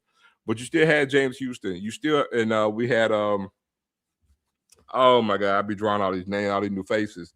DB, that's it with the Washington Commanders, from Jackson State, that's there now. So. Again, every school is doing their part, but to answer your question, man, it's just a concerted effort. They're not bypassing the HBCUs. They're not saying we don't see any talent on the HBCU level. They do. They're coming. They're in Jackson a lot. They're FAMU a lot. They're making their rounds. They're getting the guys. They're talking to them. It's not going unnoticed. The thing is, man, the players are getting paid. It's a concerted effort to go through the P4 schools, flood with those guys, because even last year, Rob Mack, appreciate that. Rob McDaniel with the Washington Commanders. But also, you look at, I can go to the draft last year. You had 6, and you have 5th rounders and 6th rounders getting drafted all teams, and man, they were barely playing. And then, and some of those guys, they're getting cut too. They're not making the roster. So I know you may say, well, why don't they just go ahead and draft some of the HBCU guys? Because again, the NFL outside the NBA, they want the best talent for pennies on the dollar. They do, and they do a damn good job doing it too. So here's my thing, and you know, shout out to Rashida Liberty, agent, and people. Yeah, shout out to Liberty, man. Yeah, but what I'm gonna say this again, man. If you're good, they will find you. But I also am challenging the players, man. Listen, I don't think people really realize that they say the standard is a standard. So we come from that golden era. So we saw 1st rounders, 2nd rounders, guys that shouldn't have been free agents that became Hall of Famers. But if you go look at their resume, these guys weren't just all conference. They were transcendent players on their level. They were stat leaders. There were people that had strung together 1, 2, 3, 4 seasons of all conference, all American seasons that were record-breaking seasons. And my thing is, I've got to be honest, we have not had kids that have just jumped off like that you said, man, that boy just ran for 1,800 yards. Man, this guy just caught for 1,600 yards receiving. Man, this guy threw for 50 touchdowns. So there has to also be an understanding that we got to understand the level of some of the players. We also understand, and this is going to go to our players here. Because you are here does not mean that you're playing low. Raise your game. I want you to raise your game. People thought Jerry Rice was not as good as he was. I'm telling you, it was all. There's no way that guy is that good. This is really not true. Until he got the practice, they shut that ass up quick. Went down. They used to have a thing called a blue-gray game. And blue-gray game used to be separated literally north and south. And when I literally said them defensive backs from Michigan were looking stupid, and those guys from Alabama and Auburn could not cover him, that's what you had. Jimmy Smith, Steve McNair, Michael Strahan. I mean, these guys, you start looking at their measurements, you know that these guys are NFL. And that's the thing about it. So, Emmett, that's the thing. Now, that is the thing. Now, see, now you're going to my next thing. These guys that have this level of talent. You know what, Steve? I'm going to echo that point. I'm going to tell you something, though. You know. Hold on, let me just finish one thing. Go ahead. That's another thing, too. The guy that you can see that are going to be breakthrough, I'll just use Amon Miller, right? Go to Syracuse. He could have stayed by been Jackson all-time rushing leader. You don't think that's not a third-round grade, at least? So these are things I think we can't sit back here and, they don't like our players. Man, this thing is much more nuanced than what it is that they just don't like our players. And the reason why I say that, because what I don't want to happen is for kids that are out there to say, you know what, why didn't I go to the combine? That means I'm not good. That's not true. But also, I'm going to say this part is I'm going to let you go. The most disappointing thing I keep hearing is that they go down to the Legacy Bowl and they don't want to compete. They don't want to do the 220 bench. They just want to get measurements. They don't want to play in the game. Bruh, y'all ain't got it like that. You got to dominate. So if you dominate your peers, if you go to the Legacy Bowl and whatever was it, and you dominate, if you're that guy to get you there, you have to be a dominant type player on our level. Jacoby Durant was a dominant quarterback. That's why he's playing as much as he does. Xavier Smith was a dominant wide receiver punt returner for FAMU. Marquise Bell was a dominant safety at our level for FAMU. That's the reason why these guys made the NFL. So for you to go to the Legacy Bowl that Doug and them put together, bro, all these guys, and you don't want to run? That's crazy. So I want to say something, man. So, like my guy Hutch 01 made a comment, and I could dispel all that because that's cap. I'm gonna tell you why. First comment came in and said those weak schedules don't help. Well, I got a question. So Steve, I got a question for you, right? I'm gonna give you an example. Name me the FBS schools and the powerhouse school that Jimmy Smith played against when he was at Jack State. Name me one. Name me one. And watch this, because people are like, oh, if you're on the FCS level, you have to put up these gargantuan numbers.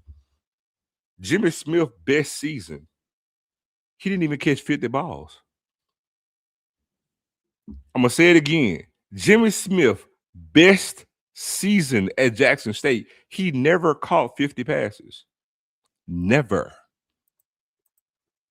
And he was a high second-round pick. High second-round pick. Rashard Anderson got roasted in the SWAC championship game and still parlayed that to be the 21st pick in the NFL draft. And that year, Jack State played on strong schedule. 1999. In the 2000 draft, Jack State went to the SWAC championship game, lost to Southern, and Rashard Anderson got roasted in that game. Still ended up being the 21st pick in the draft. And Jack State played on a tough schedule that year. But you know what I'm going to say about those three guys that you named? And this goes back to my point. All three of those guys. Because I saw those two guys. That's when I had my age. I came to Jackson, taught those two guys. And, of course, I grew up with Jimmy. But you know what those guys had? They all had pro size. No. I'm not dispelling any of that, Steve. But my point is, see, the thing is, at the end of the day, I don't care how the climate kind of changes and moves. I hate this narrative like because now people want to paint this narrative like if you go here, you can't get drafted. And that ain't true. It's Right. simply false. That's a lie. It's not true. But one thing that works against these players, because what they're doing, I'm around them. They're chasing money now, as opposed to like what Prime said. I understand it was 15 years ago, but it's still the same thing. You're still FCS school. Guess what they used to say? No, I'm not using old river. You know why? Because you know what they said when Jimmy Smith came out? Oh, Steve McNair came out. You know what they said? They didn't say competition. They said, oh, he came from a small school. Can he prove it on this level? That's what they said all the time. All the time. So it's the same reference. It's the same thing that they battle with right now. The thing is that it's not about their schedule. The thing that's working against these guys is productivity. You need to be in a place and build up a good resume. And you know what? You can't build up a good resume, Steve. You can't build up a good resume hopping from school to school. Because actually, it's not even advantageous for you to actually have success, right? It's not. It's not. So again, I use an Ahmad Miller, right? You go to Syracuse, but as soon as I say this, people say, well, what if you have success? Well, guess what? See, the thing in all things, Steve, is that people want to try to move with guarantees, and there are none. Hold on. Somebody take a drink on that one. Raise your cup on that. That's a bar. Ahmad can go to Syracuse and ball out. It don't guarantee you won't get drafted.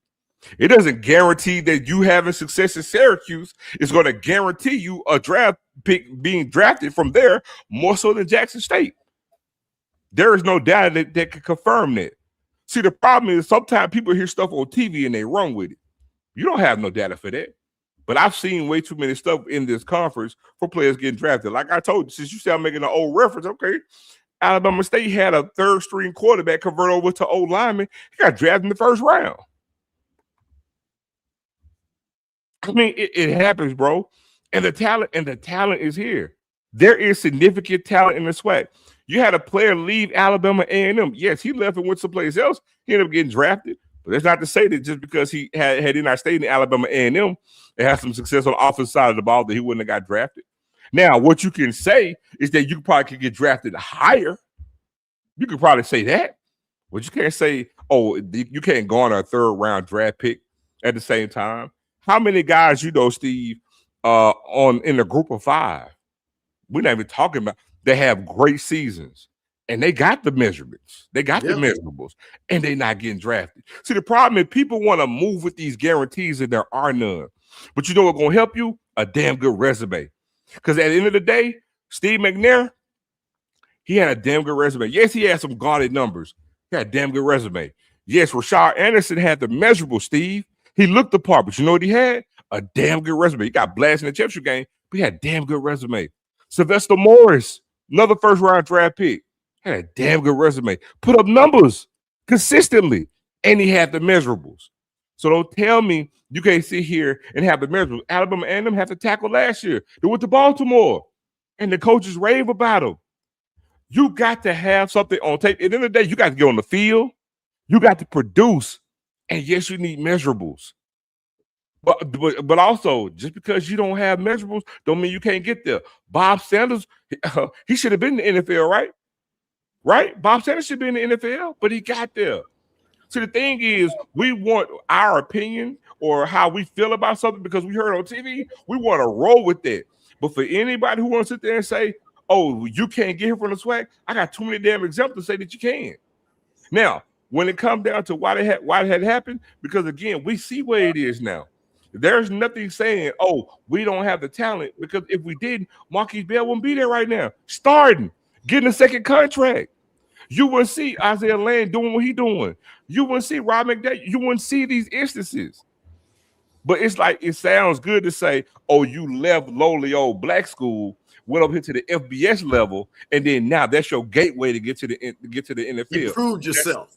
That's untrue. That's a lie. It's not true. Brother Rocky.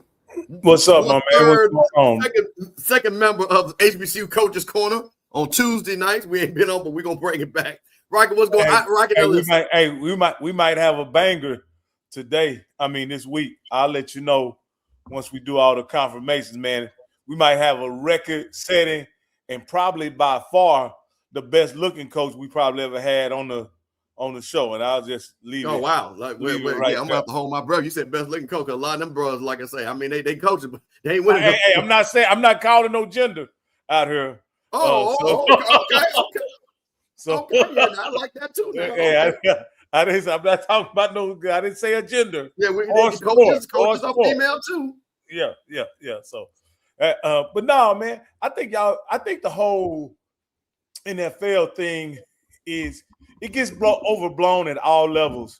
You know, I've been the guy that's watched Power 5 and Group of 5 football mostly for the past 30 years, right? Yep. And to be honest with you, Zoe, and I know you guys watch it too, how many of those players are over-evaluated, being their value is inflated, kids going to the draft early or going to the draft with unrealistic expectations and end up going undrafted or being much later round picks than they were told. There's a kid that I know very well named Andrew Billings that was at Baylor. When that kid came out of Baylor, he was All-American. You can look him up. He was all everything. They told him he was going to be a first-round pick. He went in the 4th round. It happened. There are more of those stories. You got to remember, there's only 32 picks in each round. Only 260 guys are going to get drafted, right? And here's the reality. Those coaches and GMs at that level, outside the first 2 rounds, I'll say the first 3 rounds, they're really leveraging relationships and access with all those other picks, meaning that they're drafting kids based on relationships they have with college coaches and access that they want to players in the future. And also too, Rocky, let's not do this too. We're not gonna sit here and act like the media plays a perception in this as well, to the point where you really think they want to have it in this new landscape of college football. And I'm gonna use an example to where Florida A&M got 3 first-round draft picks, and they were able to get 7 guys drafted off their team. Then the next year they got 5 guys drafted off their team, because then that's going to sway and have the image like FAMU is low double talent every year, and Florida State not doing that. I mean, because we've been through this before, because they have a hand in this too. They're in the same cradle, you know what I'm saying, with the Power 4 conferences. So it's all about perception. Also, the perception there that, everybody at Alabama is just supremely good. And we know that's not the case. Everybody at Notre Dame is just so much superior than the guy that's at FAMU or the guy that's at Jackson State. And that's untrue. We had guys that came to Jackson State from Notre Dame that was getting their ass roasted by SWAC receivers. So we've seen it. So that's not the case. I would tell anybody the level of talent in this conference is not subpar. It's good talent. The thing that separates the Power 4 conferences, or even the Group of 5, when it comes to HBCU and FCS opponents, they got more big, fast people. That's it. If you take the trenches and the signal call away, everything else is even Steven. Swear to God. Receivers, DBs, linebackers, tight ends, and safeties. So they're interchangeable. They're interchangeable. The trigger man, O-line and D-line is what separates us. And let's be honest on the next level. First off, I want all of us to understand that the next level game is a different game. It's a different game. It's not the college game, right? So everything is not apples to apples. Yep. But let's also acknowledge this, right? You can take some of the most effective, productive college players go up on that level, and they're just guys. They're just guys. And the majority of guys that are in the NFL are just guys. So I think scouts understand what's at the HBCU level. But from a marketing standpoint, you get 2 kids, one kid at Ole Miss, 1 kid at Jackson State. Everything else is equal. Who are they going to draft? Well, let me tell you this. I'm going to use something, and I'm going to use something that is people got. And Rocky, we talked about this. That's the reason why Jackson Dart got drafted extra didn't one of the things. Because you know what they said? Play down the SEC, play high level competition. You showed against players that were first round picks. A lot of people said, now you might not agree with it, but take that away. Jackson Dart playing the SEC, to your point, that's what they said why he got him drafted. Because he wasn't supposed to be a first rounder. And I'm gonna say this, and I'm gonna bet $100. Fernando Mendoza is gonna be the biggest bust when they make him the number 1 pick. I think so. You don't think so? You think he'll do something? I said I think so. Oh yeah. I don't. Fernando Mendoza is when I say fools go, to your point, Rocky, of all the things that they're saying that they're trying to make me believe, and I know what arm strength looks like. I know what tight windows looks like. And that kid has not done it. That kid does not have the arm talent to be what they think he's going to be. And I don't think he had the mental makeup under pressure. Yeah. The main thing that I say, and you guys may disagree with me, but I'll say this: on the college level, if you're going to be an effective NFL quarterback, and you see this with a few other guys in the league, I won't name their names right now because I'm leading up to something. If you're not the reason your team wins at the college level, you are not good. I have not seen it where you're a great quarterback or a good quarterback at the NFL level. At the college level, if your skills truly translate, you have to be the reason they win. You guys bring up a Matt Leinart, which is a perfect example. No matter how many yards and how accolades that Matt Leinart got, was he the reason USC won? Well, Rocky, you bring up Matt Leinart, I raised you Sam Darnold. USC didn't win because of Sam Darnold. Absolutely. Hey, there's a ton of these guys. You take a guy like Trubisky, is the same guy. He wasn't the reason. Matter of fact, I want to say North Carolina may have had a losing season when Trubisky was there. No, they won when he was there, but he shouldn't have got drafted when he got drafted. That was just a GM falling in love with him. But the point is, Sam Darnold, USC didn't win because of Sam Darnold, but he just and guess what? His team just won the Super Bowl in spite of him. He didn't have a bad game, but he didn't have a good game. He threw for 194 yards. That's what I'm saying. But his team won in spite of him. You have tons of guys. So my point, I'm saying that you have guys even at the quarterback position. You had a Kyle Bowler got drafted. There's plenty of guys. There's plenty of quarterbacks. What about the guy there's a kid that beat Baylor in a bowl game, and he ended up being a top pick, and he was out of the league in 4 years. He went to Jacksonville. But that's it's tons of quarterbacks. It's tons of quarterbacks that's in the NFL. Bortles, yes. It's Bortles service time, boy. Yeah, and you got guys like Blaine Gabbert, and the list goes on and on and on of these guys. I'll say like this: no matter what level you play at, you got to be a guy like Steve McNair, a guy who is the reason why your team wins. You got to be and Cam Newton's, Caleb Williams, all these guys who had the burden of winning on their team's back, on their back.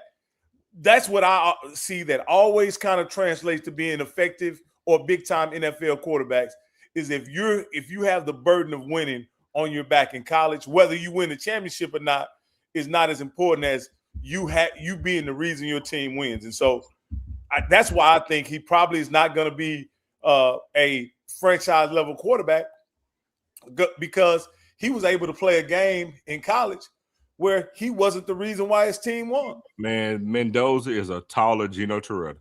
Did you know this? He threw for 300 yards, twice this past season? Fernando Mendoza, I'm a rocking, like you said, when you start a taller Gino Toretta.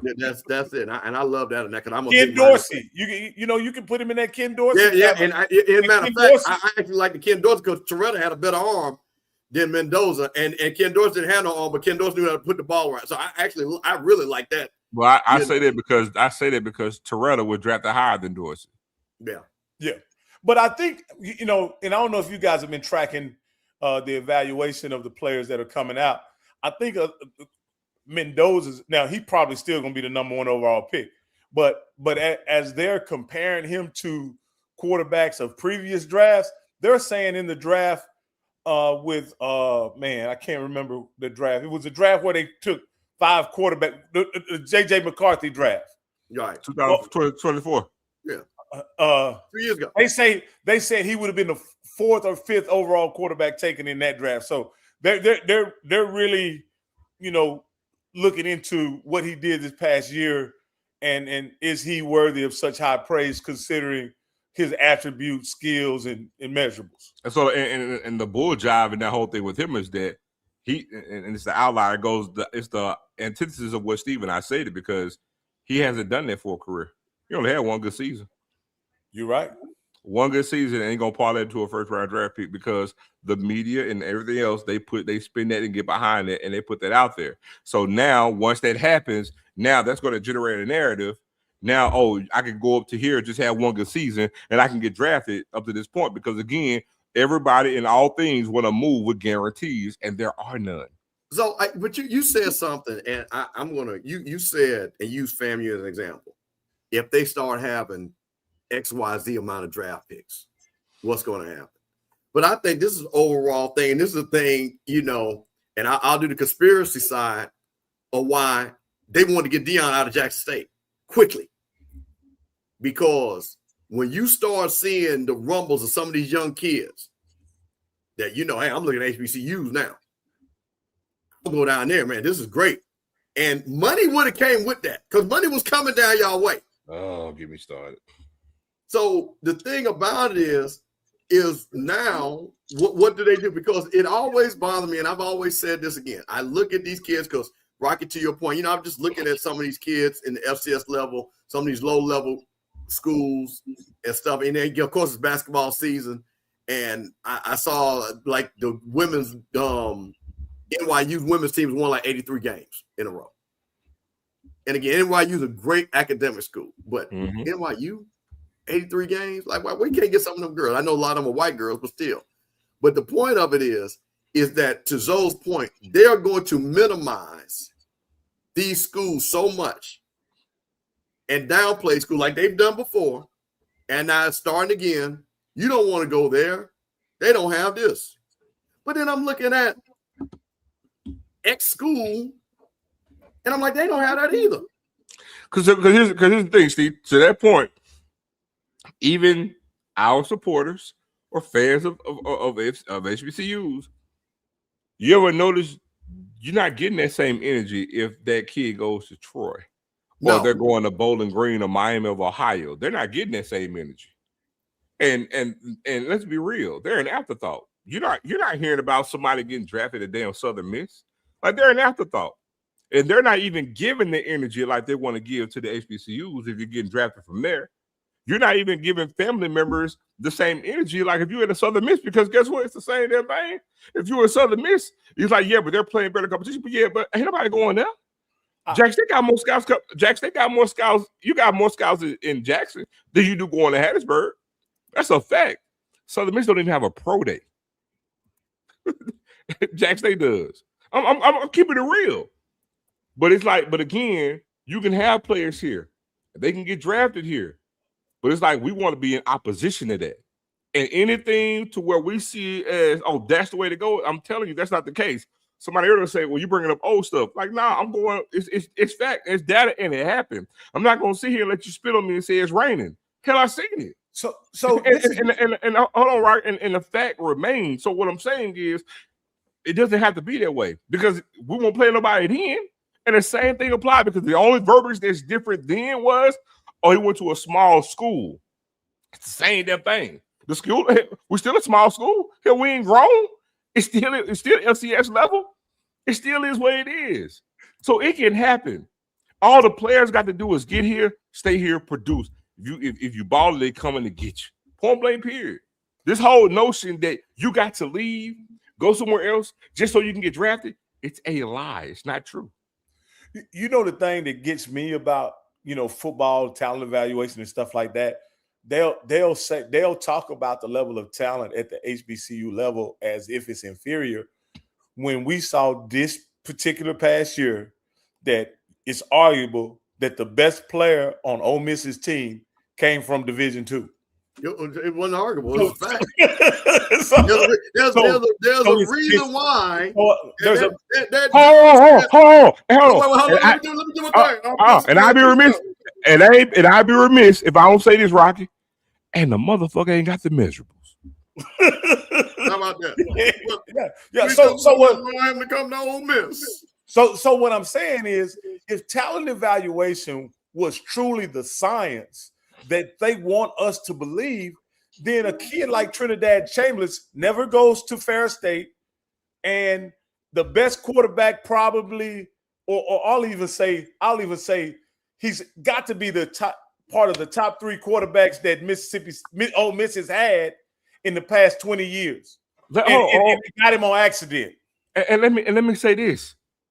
Do you know who Trinidad Chambliss? Do you know who he benched? Do you know who he benched? A 5-star quarterback. Austin Simmons, left-handed dog from the state of Florida. 5-star, all-world, got the measurables. I want you to hear me now. And he a dog too.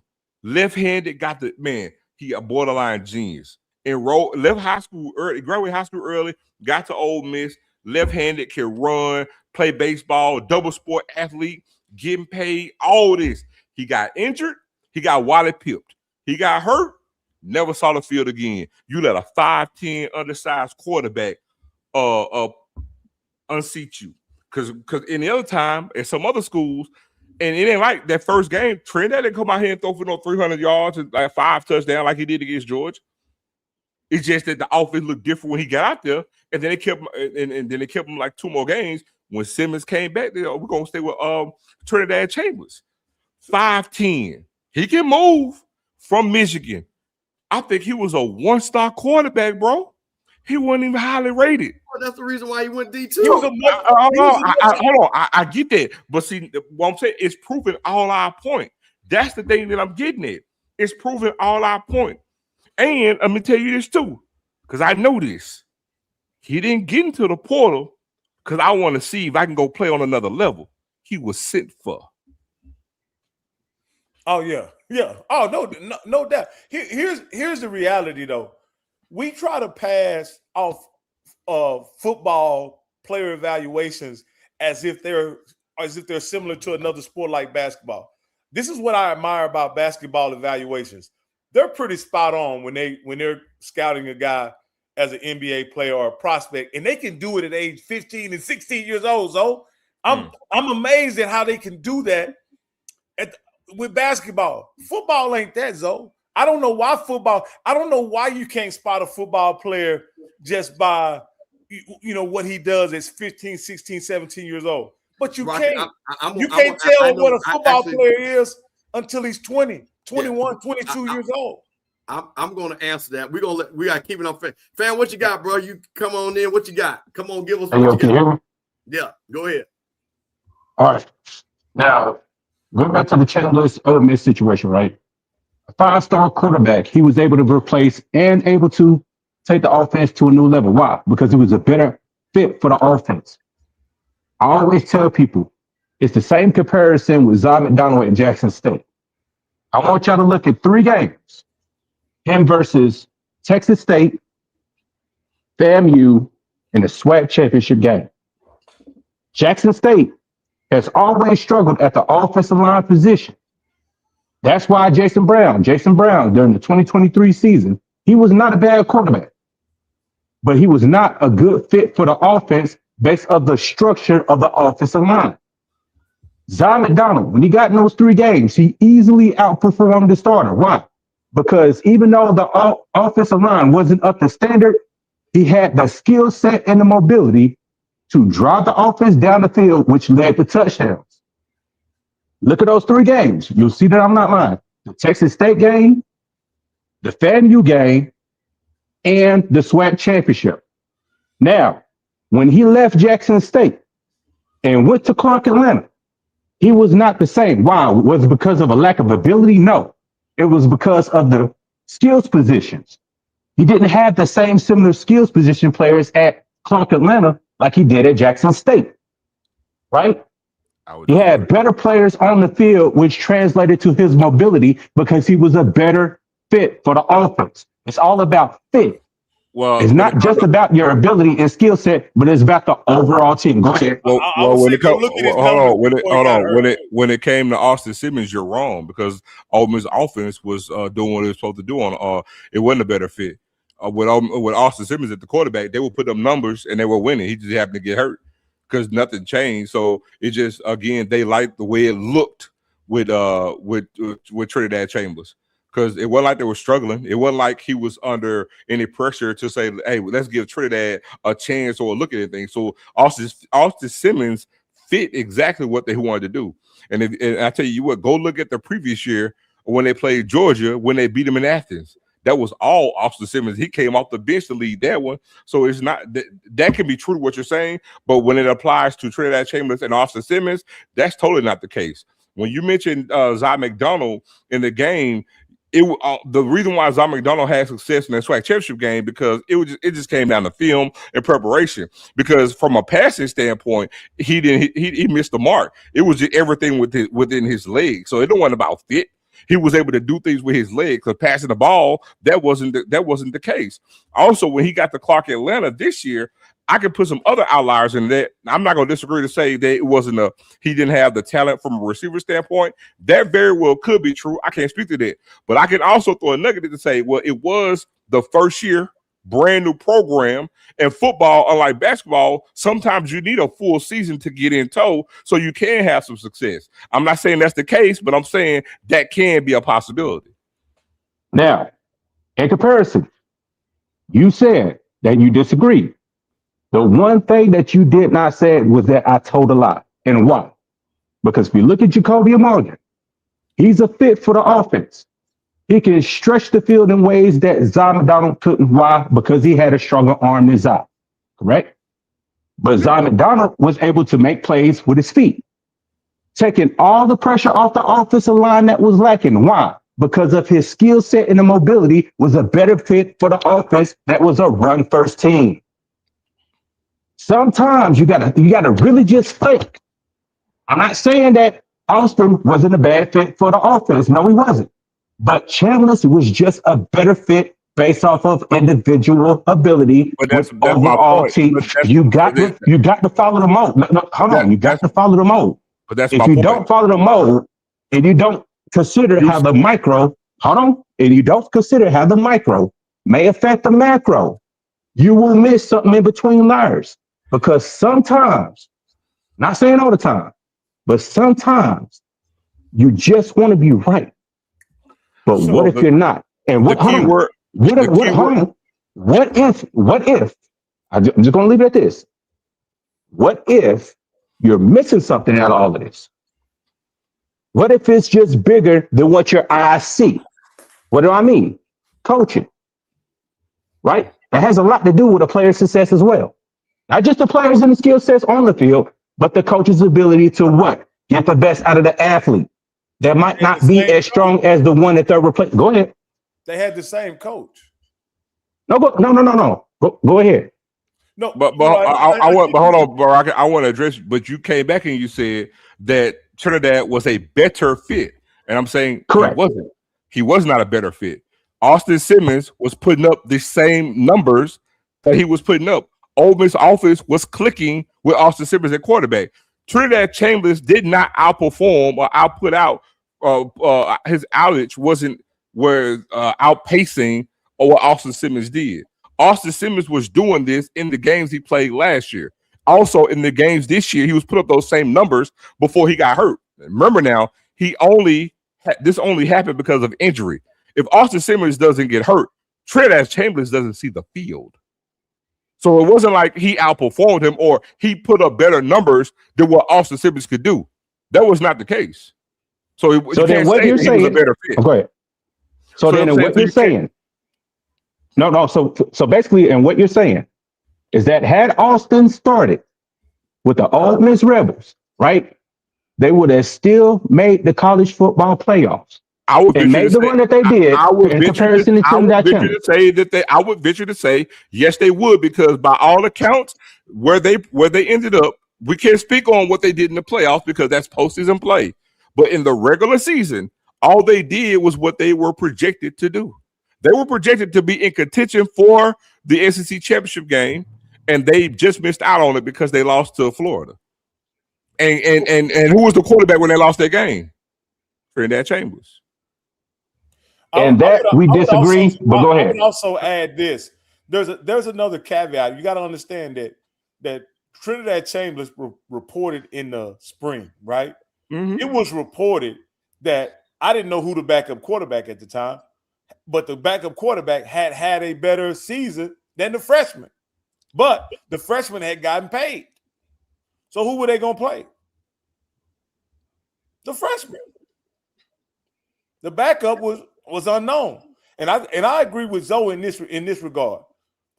Trinidad Chambliss had 2 years of film at the D2 level of being highly effective and a championship quarterback. He was the known commodity, but they did not see him as, I guess, a transcendent quarterback. Otherwise, they wouldn't have gave Austin Simmons all the money they gave. Well, I beg to differ because again, they sent for him. Yeah, no. But they could get him from 600. Whereas I want to say they played Austin Simmons in the neighborhood of 2.1. And so, no. I'm not getting to the pay discrepancy, but I'm saying to the point that they sent for him to get to Ole Miss. Yes. So it wasn't like I just won a national championship. I want to test the waters where I'm going. He was not openly recruited. He got sent for. He had a coach. I believe it was Joe Judge. They liked what he did. Feel like he could come make some noise there, and they got him right. Paid him. And to your point, they didn't pay him what they paid Austin Simmons. But bear in mind, Austin Simmons for the best game that you could see that Trinidad Chambliss did. Austin Simmons did that and was projected and expected to do the same thing. All I'm saying is this verbiage to say that he was a better fit. That's simply not true. They were both had similar skill sets. Austin Simmons is just taller and left-handed, but they both have basically the same skill set. If you ask me to do what they have the same attributes. Yes, but Chambliss is. I mean, not Chambliss, but Austin Simmons is a bigger version of the same thing that Austin Simmons is. Yes, that's what I'm saying. Yes. All right, keep on. Hey man, listen. You know what? With that being said, I just got a question.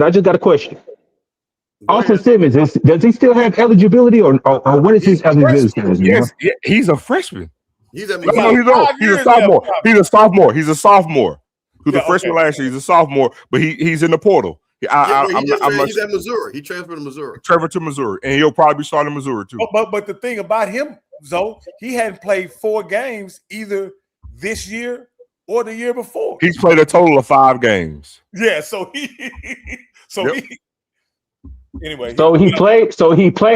I'm just trying to figure out the logical sense of this. So he played 5 games and he hit the portal because another quarterback started that he was better than, that's staying at Ole Miss, but then the other quarterback is, you know what? Go ahead. Okay, so hold on. So I see what you did there, right? So I want to make sure, go back to the argument.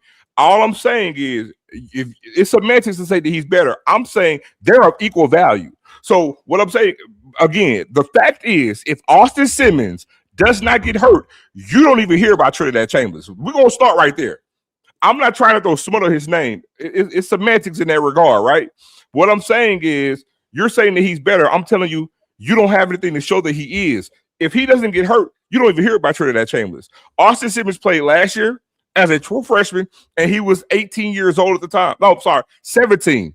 Because he graduated high school a year early. He was 17 as a true freshman. Yeah, he reclassed. He was 17 as a true freshman and beat Georgia in Athens and put up damn good numbers. I want to give context to that. 17 years old on the road in Athens, Georgia, threw for 300-some yards and beat the Georgia Bulldogs, who won a national championship. All right? He's 18 in his sophomore season. He's the star of the Ole Miss Rebels, and he was balling out, putting up numbers, and you got me defending. Oh, piss. He was balling out, and he got hurt. That's how you insert Trinidad Chambliss. And in those games that Trinidad Chambliss came in and played, he put up decent numbers. He didn't actually start putting up crazy numbers till later on in the year. Now, that was a coach's decision. It's not like Austin Simmons was staking up the joint or putting up, pedestrian numbers. And then, hey, Trinidad outplayed you, so we're going to go with him. That wasn't the case, bro. I'm saying Go ahead. the better quarterback Last in this comment. regard. Hold on. The better quarterback in this regard. Logic tells me that if you are a better than the starter or the previous QB, and in this case, Trinidad Chambliss, if you are the better QB, you stay on that football team, you work your position, and you lead the team to a national championship, to the playoffs, or however far you stretch. Now, you're not defending Ole Miss. You're only defending the fact of what you believe that that one QB is just in comparison to the other. But where we disagree at is what my eyes saw. I saw two different QBs with two different skill sets, with one being the better QB who's going to start next year, with the other being a QB. I'm not saying that he's a scrub, because he's not. But in comparison to the two, the one that's the better quarterback and still starting at Ole Miss, and the other one's in the transfer portal that won't have the same season as an Ole Miss. So tell me what's better. An 18-year-old that was starting over that quarterback, did you say? Because if I go that route, then that's going to defeat your argument. I got a 17. Name me what's better. An upperclassman that's playing on the D2 level, or a 17-year-old going to Athens, Georgia, putting up 300 yards against the top 5 defense in the country. So you tell me who is better. Championship quarterback. You tell me who's better. I'll tell you who's better. The quarterback who will be starting next season for the Ole Miss Rebels. They were both on the same team. You got it, man. One hit the transfer portal. You got it, man. If you're the better quarterback, you stay on that team and you go that team to a championship. I'm gonna answer this. That's what logic tells me. I'm gonna answer this for you. Go ahead. There is not a coach on this planet that's gonna take a 17-year-old quarterback on the road, beat the defending national champion, putting up 300-some yards. He's starting the next season. Parlays that to start the very next season, put up the same numbers, and he go down with injury. That's going to agree with the same sentiment that you have.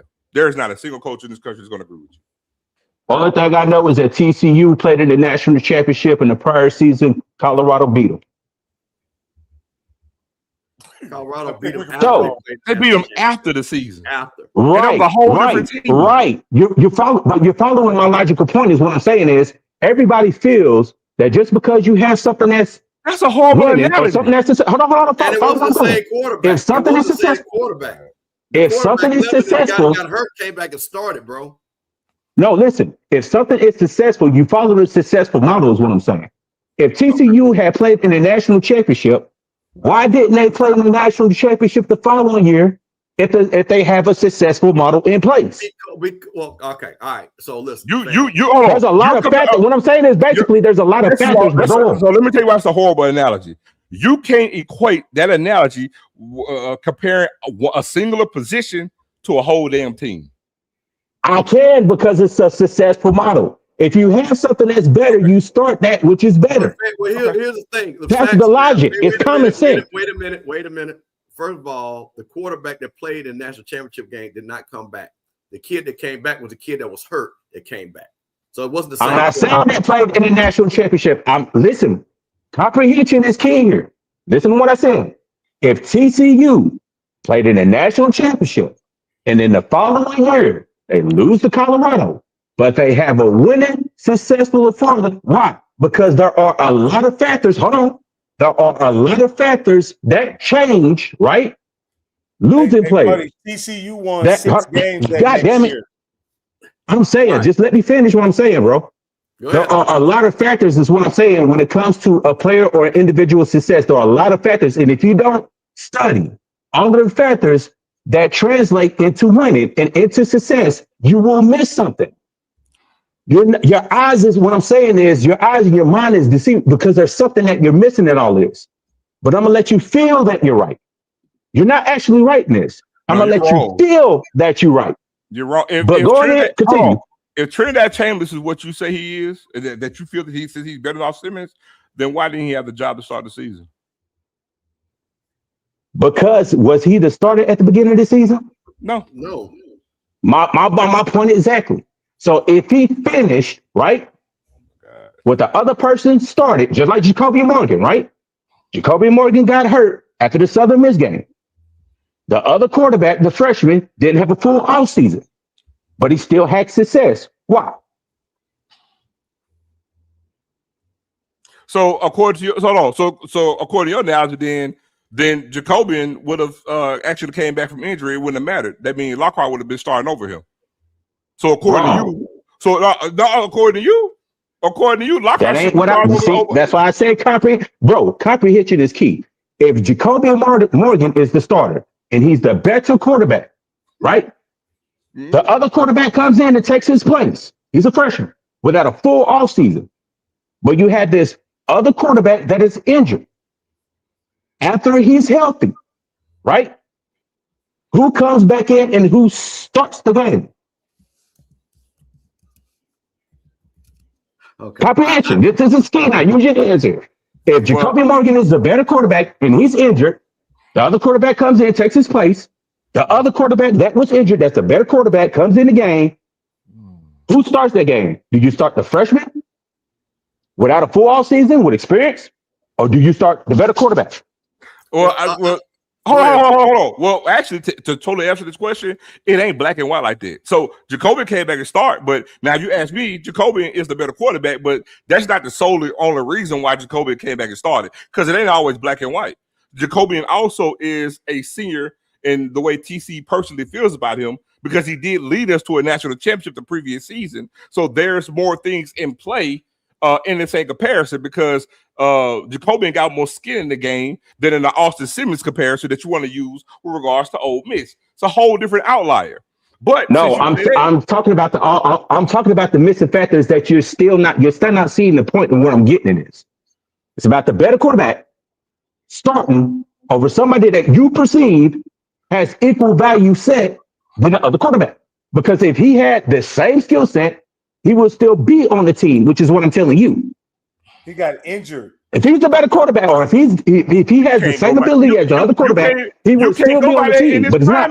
You can't go by that in this football climate. You can't go by that in this climate. And let me tell you something. After the season, for every single team, you're going to have a bevy of guys jump in the portal. They got agents. So it ain't black and white to say, oh, they going to roll with him. That's why I'm jumping to the portal. It ain't that black and white. And you can't even use that as no barometer, because that's not the case. No, that's not the case. And Zo, Austin Simmons made his decision. All right, man. I'm going to let you go, man. We appreciate you. Shortly after the damn playoff game. We didn't go into those spring ball. He said he wanted to leave. He made a decision the day after the national championship game. Literally. No, he transferred. He said he was going to transfer after Lane Kiffin left. But watch this though. Watch this. And the reason why you can't use that as an example, because just like I told you, Ole Miss came and sent for Austin Simmons. What you probably think happened to goddamn? You saw what Pete Golden was doing to players at Clemson. What the hell you think was happening to Austin Simmons? Because guess what? He got an offer. He didn't just say, hey man, come transfer here. So saying that he left, got in the portal, like, oh, I'm basically like saying I'm leaving because, oh, he got the job. He better than me. That's hogwash. It ain't that black and white. It's opportunity. It's hogwash. And let me say this too, man. Y'all got to stop acting like fucking college football is the same way it was fucking in 1980. It ain't. It ain't. Let me tell you. Hold on. Let me say this.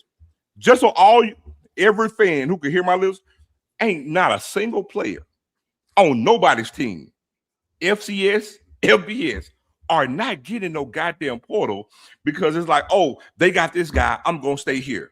It's so many things and moves that go into these damn decisions. Because, like I said, some players get in the portal because they're being forced to the goddamn portal, and it's not. And all of them are not being forced because the coaching staff don't feel like they can play. That is not true.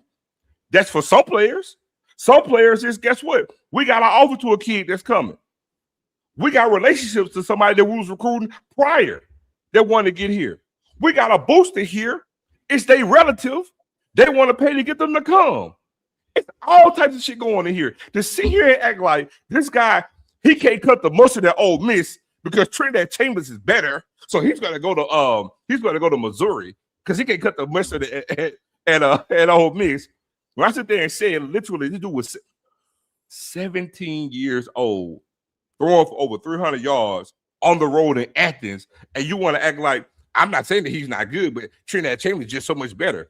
But you hadn't even seen, and I'm willing to bet you, he ain't watched no damn Ole Miss game beginning of the season, saw how he was, because ain't no way in hell You sit there and watch them play the beginning of the season and say the offense ain't good with Austin Simmons out there when they're watch this, averaging the same amount of fucking points, same amount of damn passing yards, and you're gonna sit there and say that. At that point, just say that's who you like, and I just want to go this route so I can try to win a fucking argument. But you ain't gonna win that. Man, I'm not bringing you up, man. You made your point. We're not gonna belabor this point and everything like this. But again, this is business. And again, I think what Zoe's point is, and a lot of times, and we've seen this with quarterbacks, it's about opportunity. So again, and continuity. So you've had Trinidad Chambliss that played what? He played, well, how many games did he play? So 9? Played 9 games, right? Before the played, I think he played 8 games. Well, No, he played 9. Nah, but that's including the the 2 playoff games. Yeah. Okay, before the playoffs, he played 6 before the playoffs. So 6 before the playoffs. So first of all, that's continuity. Offense is rolling. You're not going to change it. To your point, Zoe, the kid's not a senior. It's not like he's got the team rallying around. Trinidad Chambliss is rolling. They're not going to make that move. Nobody's going to make that move. That's apples to oranges compared to Jacoby Morgan, who was the team leader, brings the whole team together. That's apples to oranges. Just won a national championship. He has more skin in the game. You can't act like from team to team, program to program, is apples to apples. That shit is apples to oranges. Jacoby Morgan had just won a national championship, SWAC title, national championship. He got way more skin in the game. There is a bit of loyalty to my quarterback in his last year, leading us to a goddamn program. And Jack State was still in contention, even when he was down. What the Yeah, no, that's okay. But you know, we brought on. And listen, he almost had me fooled. He was making sense until he hit that spot. Because I know he'd be in the chat, be talking crazy about Ed Reed and all that crazy stuff like that and everything. But no, man, I just wanted to put that out there. Zones, Rocky, before we close out, man, just wanted to, touch base on 2 other last things, man. And again, not to belabor it, man, had a shooting down at South Carolina, University of South Carolina State. The thing about it, 2 of the people that were, what they say on lives, they were not students. There was 1 student that was hit. And I hate when these stories come out because, once again, it colors everybody. And you find it's not even the students that's involved in this 9 out of 10 times. But people on campus, they're doing whatever. So I did want to address it because Emma did ask about it. But again, I think it's always interesting when they don't put out the total information and it acting like our students are in the dorms just going, okay, corral, shooting at each other. And unfortunately, the 2 students that apparently were they arguing with, that wasn't a student either, from what I read. So I just wanted to point that out. And last thing, I got to leave it on this. Because, man, so, down there at the rallies, we've had a hard time. People making jokes. People talking about keep cozy. You know what I mean? Let that man do his job. But so we got a new coach. This coach right here. And I just want to say, when them rallies come up, so do you know that these rallies raised $325,000 in 40 days and 40 nights? So I'm going to ask you a question as an HBC historian. What does this say about the belief that these rallies have for Quinn Gray to raise in 40 days $325,000? Well, it just goes to show that, you made the right hire and you created buzz within the program, and which is what you want to do when you making any type of change. Also, him being an alum helps. Him being a former favorite player helps, right? And again, this is a byproduct of just, again, doing the right thing, bringing a favorite son home. We did something similar at Jackson State when TC first got hired, and that transition from Coach Prime. The only difference was TC was already on staff, but again, similar feel to it, and that's what you want. And again, this is the way to do it, to transition to go from where you were last year to possibly winning. And this is what winning looks like. We always say, what does a win look like when we play a game? A win is different for every program. And right now in the offseason, this is a win for Quinn Gray. This is because this right here was not done for Cozy, not to this magnitude. No. It was not done. So this is a win for Quinn Gray heading into the offseason. This is some type of buzz that you have going into the spring season, right? And that's what you do. People say these things don't matter. Everything matters. You win the day. Carpe diem. I live by it. You seize the day. You win every day. You generate and gain momentum. What's the best way to eat an elephant? We always say one bite at a time. And all you do is get small wins. You double it up, and then you take this, and then you transition this to spring season. You generate buzz in that spring season, and then what do? You take that and you transition that to fall ball when the team arrives. And then you have good practice and you transition that to the first win of the season. Because I can assure you, I haven't seen FAMU schedule. I don't know who they play their first game of the year. But if it's a game that they can win, if they win it, I'm telling you, it's Albany State. Yeah, okay. So, but again, former team, Albany State's going to get up for that game. But again, first game at home at Bragg, win that game. That's going to generate some buzz because, I mean, I'm not sure. I don't think they started the season off 1-0 last year. But again, first game. So first game under your tenure at home against your former team, you win that game. All you're doing is generating buzz. So it's a win for them. So let me ask you this, Zoe, because like I said, you got to understand. I came in with the prime. I'm a after prime guy in the SWAC, right? And there's some things that I assumed about the SWAC to be that in season 4 kind of some things happened that I thought would never happen, right? You got to remember the first 3 years I'm watching the SWAC, there are 2 dominant teams in the SWAC. There's there's Jackson State first, and there's FAMU, right? Mm-hmm. As soon as Coach Prime moves to Colorado, FAMU assumes their mantle as the most dominant team, right? Year 4, right? You guys, even though TC Taylor, a lot of the fans expected Jackson State to win the championship, I thought it was wise to think that they were going to take a step back just because they lost a pretty significant culture mover. I'll just put it like that. Not necessarily a coach, but someone who moved the culture and created tremendous buzz. With that, when Prime left, Willie came in, FAMU came in, dominate. I think they went undefeated in the SWAC as well, right, Steve? Yep. Right? Kind of took over what Jackson State was. Willie leaves, and some happens in year 4 that I didn't believe could happen after being on the heights of Seven Hills, watching the fans, seeing what talent they had. I didn't think what happened in year 4 could happen while I was watching this. FAMU comes up 7-4, and then of course this past year FAMU went 5-7. Went 5-7. We were 7-5 and 5-7. 5-7. So I know the people are prideful. I know the people believe in FAMU and what FAMU is capable of.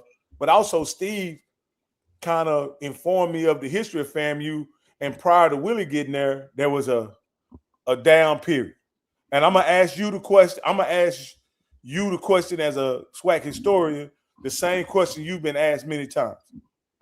How much of the Willie era was Willie, and how much of it was FAMU? Well, I'm gonna say this.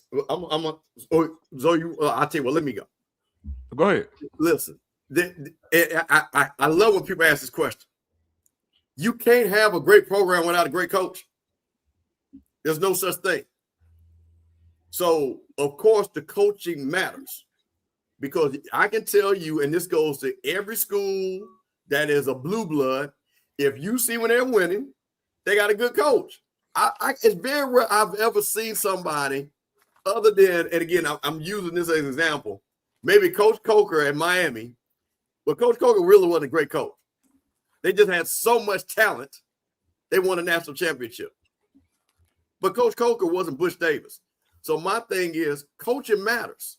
It always matters when you have a championship team. There's a reason why South Carolina State is winning. Chennis Berry is a great coach. Right? You would agree with that, right, Rocky? Yeah. Billy Pugh they'd fallen off that last year. You see they were trending down. What did they do? They went and got a great coach. Same thing with Jackson State. Zoe knows this. They've been up, down. Jackson State and FAMU had the same low period around the same time. It was the coaches.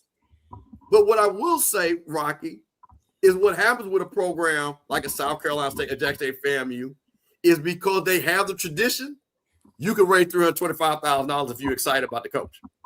It's the same reason why Jackson State is saying, let's go raise $1 million. Ken and them saying, we're going to try to raise $1 million for NIL and the money that they're raising. It's the same thing that Coach T. Jack is like, hey, y'all Prairie View, y'all need to start giving us some money. So what happens, tradition allows you. Now, I'm going to use that as Prairie View because Prairie View doesn't have a tradition.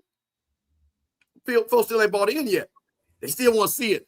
Year 1, year 2, year 3. We were 5 and 7, and we've damn near raised $500,000 in less than 60 days. Ain't too many schools can say that. Well, the great FAMU defender is always gonna lend to. Well, you tell me a program. You can't name a program that if it's a program, the coach is pretty good. No, but Steve, on all levels, we've seen where programs fall when their great coaches leave, right? We've seen that on all levels, and we also seen on all levels where there's somehow these programs seems to elevate a coach, you know, when they're hired. I can remember Alabama. They had several coaches in a period that won 10 games. They just couldn't win the championship. I want to say Perkins, Shula, and there's another guy I'm missing, but until they got Stallings, you know, then they won a championship. But the thing that you didn't say in that statement, though, was that all those coaches you named, they were one-offs. It was and that goes to Steve's point. None of those coaches had none of them had sustained success. None of them. You're naming one-off, and guess what? Colsey had a 7-win season in his first season. Probably could have had an 8-win season, but he fought. It wasn't the number that got it. It was how it looked and other things around it to lead to the ouster. Because every good coach, is because you have a losing season, don't mean you're going to be out the door, even at a FAMU or even at a Jackson State. It's other things around it to how it looks and how it's being presented that leads to getting up out the door. Same thing at Southern, right? You had Terrence Graves won 8 games, got to the championship game first year, right? Right? Yeah. But then, and guess what? It wasn't the fact that Southern was losing; it's how they was losing and other things around it that got them out the door. So to his point, when it comes to like these perennial powerhouses on this level, it does come down to coaching, because when they have that success, I agree. When they had success, when it came down to the success, it was good coaches. It was sustained success with coaches. But I'm just asking questions because even like some people may say, "Oh well, it was FAMU." It's never the program. I'm gonna be honest. Not even at Alabama. It's never the program, because if that's the case, Alabama should have. It's never the program. It's never the program. Because let me tell you why. I can use Alabama. For example. What was Alabama before Saban got there? Mike Price. Okay, hold on. But what was Alabama? You named the coaches. What were they before he got there? They were losing. They were losing. Yeah. Hold on, I'm gonna tell you. I can tell you. They were losing. Fans weren't happy. They were, and guess what? And they were going through coaches repeatedly. Yeah. Repeatedly. Yeah, okay, hold on. Wait a minute. We got a preview. Hold on, Rocky, let me tell you what you just did. You went from Mike Price, and you didn't say Mike DuBose. You went from Mike Price and Mike DuBose to Gene Stallings. I just want you to know that's almost 20 years. Because Gene Stallings I just those are the guys that I want you to know that. Those are just the guys I can remember. Chris Shula, Mike. I can see. Guess what? I can name them. Mike Price, Mike DuBose, Gene Shula. Oh, they were losing, dog. They were losing. And so this is what I was just gonna ask you. When you were one of the people that I respect in the space, and you weren't necessarily delusional about Jackson State being like that. But you also would mention that the success that Jackson State experienced during the prime era wasn't just prime either. And I was just wondering how that's different. There. But hold on, that's different. What I was speaking to then was Jackson State. It was a perfect marriage. Jackson State played a hand on the enticement of prime being there, but they played their role and had a hand in the success. It wasn't a thing where, because here's the thing, it wasn't like we was winning and a coach left or we got prime. You know what I'm saying? We were losing. Mm-hmm. We were losing. But Jackson State is still Jackson State, so it was a good marriage. So that was the thing, when prime came. Sid Bass, one of the presidents of PV12. What you got, brother? Sid. The PV guy's smart. He probably crunching numbers tonight or something. Like I said, that boy working on the Excel spreadsheet. Sid, are you there? Sid. Okay, see, this is what happens. See, you talk about them, and then you get ready to come over here to defend T-Jack and what they were getting ready to do, and he wasn't even ready. See, man, come on, Prairie View, man, get it together. But I will say this, Rocky, it goes hand in hand, because when you have good programs, there are other things that allow and support the coach. Here you come. Okay. All right, Sid, come on, man. What you got, man? PV12, what you got? Yeah, good morning, good evening, everybody. Good evening. Can y'all hear me? Yes, man. Yes, sir. What's going on, man? Goodness. What have we woke up today? I'd be remiss if I not bring a little bit of PV. Nah, hold on. I can't. I know I must be seeing something that this Bama is on my platform, and he never calls it. We've been watching this show before. I ain't never seen this Bama use a link to get onto the platform. Now he win the SWAC championship. He lose a celebration bowl, and now he want to jump on the link. He want to get all in the video. Take this Bama off the screen. See, because Sid supporting Sippin On Sundays. We on the Off Script channel and Rocky Mills channel. He is one of our guys. And see, Scotty, he said, you know what? They won, and he wanted to come because he heard me say about PV. There we go. So what is? So hold on. So Sid, go ahead. We're gonna let you comment on that. Yeah, I was just saying I'd be remiss if we not bring a little bit of PV education into the the conversation. Okay, and please give us that. Again, I do think it's a lot about programs and it's a lot about institutions. There would be no FAMU without Willie, and where do we get Willie from? PV. Rocky needs a little education here, because he admittedly said he just came in on the Deion era, and he was saying who the powerhouses is, but he doesn't understand the history and the elegance that comes from Prairie View A&M University. No, let me. Hold on, right. See, I want to say this. I want to say this.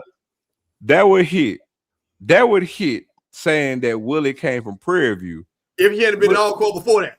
But if he had won at Prairie View, he ain't win no championship at Prairie View.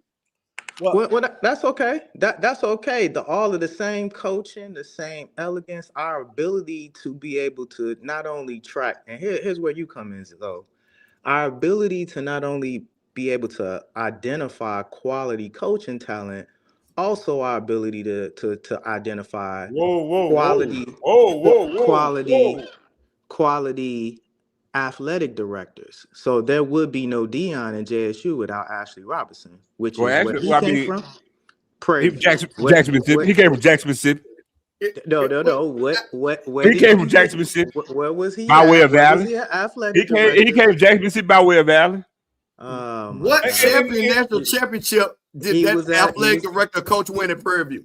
He was the athletic director at Prairie View before he left and became athletic director at Jackson State. We don't have to do the Willie said he was 30 minutes. He grew up 30 minutes from FAMU when I sat down and talked to him when we got introduced to him. I'm trying to understand how this is he from 30 minutes away from FAMU? There's a PV connection to all of this. There's always going to be a PV connection to all of this. Are you listen, man? Now listen. Now Scotty made the point. Oh my God! Did you really come on here to really say a 6 degrees of separation when you're the 6th degree of the separation? Man, I'm trying to tell you, dog. Yes. Well, you're not the 1st degree. You're the 6th. I think Scotty was right. Scotty had the right idea. Get this jigaboo off the screen, man. He go ducking and hiding. Anytime PV do something wrong, he go hide in the corners. But now they got a little SWAC championship, 12 fans. They trying to stand up. I'm listening to y'all, and I said, I saw that Bama face pop up. I said, I know they tripping. They got to be tripping if you letting Sand up. That's crazy. Bro, Man. I was hoping, saying I'm disappointing you, to come up here where you try to use a 6 degree of separation argument. Where first, hold on, wait a minute. I'm gonna do two things real quick. Zo, where is Ashley Robinson from? Jacktown. Rocky, where did you say Willie say he was 30 minutes from? Yeah, I was talking to him and he told me he was from Quincy, I think is the name Quincy, of the Florida, which is basically a suburb of Tallahassee. His whole family went to FAMU. Yeah, so for you to sit back there and think that Prairie View had anything to do with those two guys who probably, I'm Ashley Robinson, grew up in Jackson, and I'm an administrator. So you don't think that maybe being the AD of Jackson State might be my dream job, maybe? Ashley's whole entire family was Jack State, dog. Thank you. Ashley grew up down the street from the vid, dog. Went to high school right across the road at Murrah. Like, what are we talking about?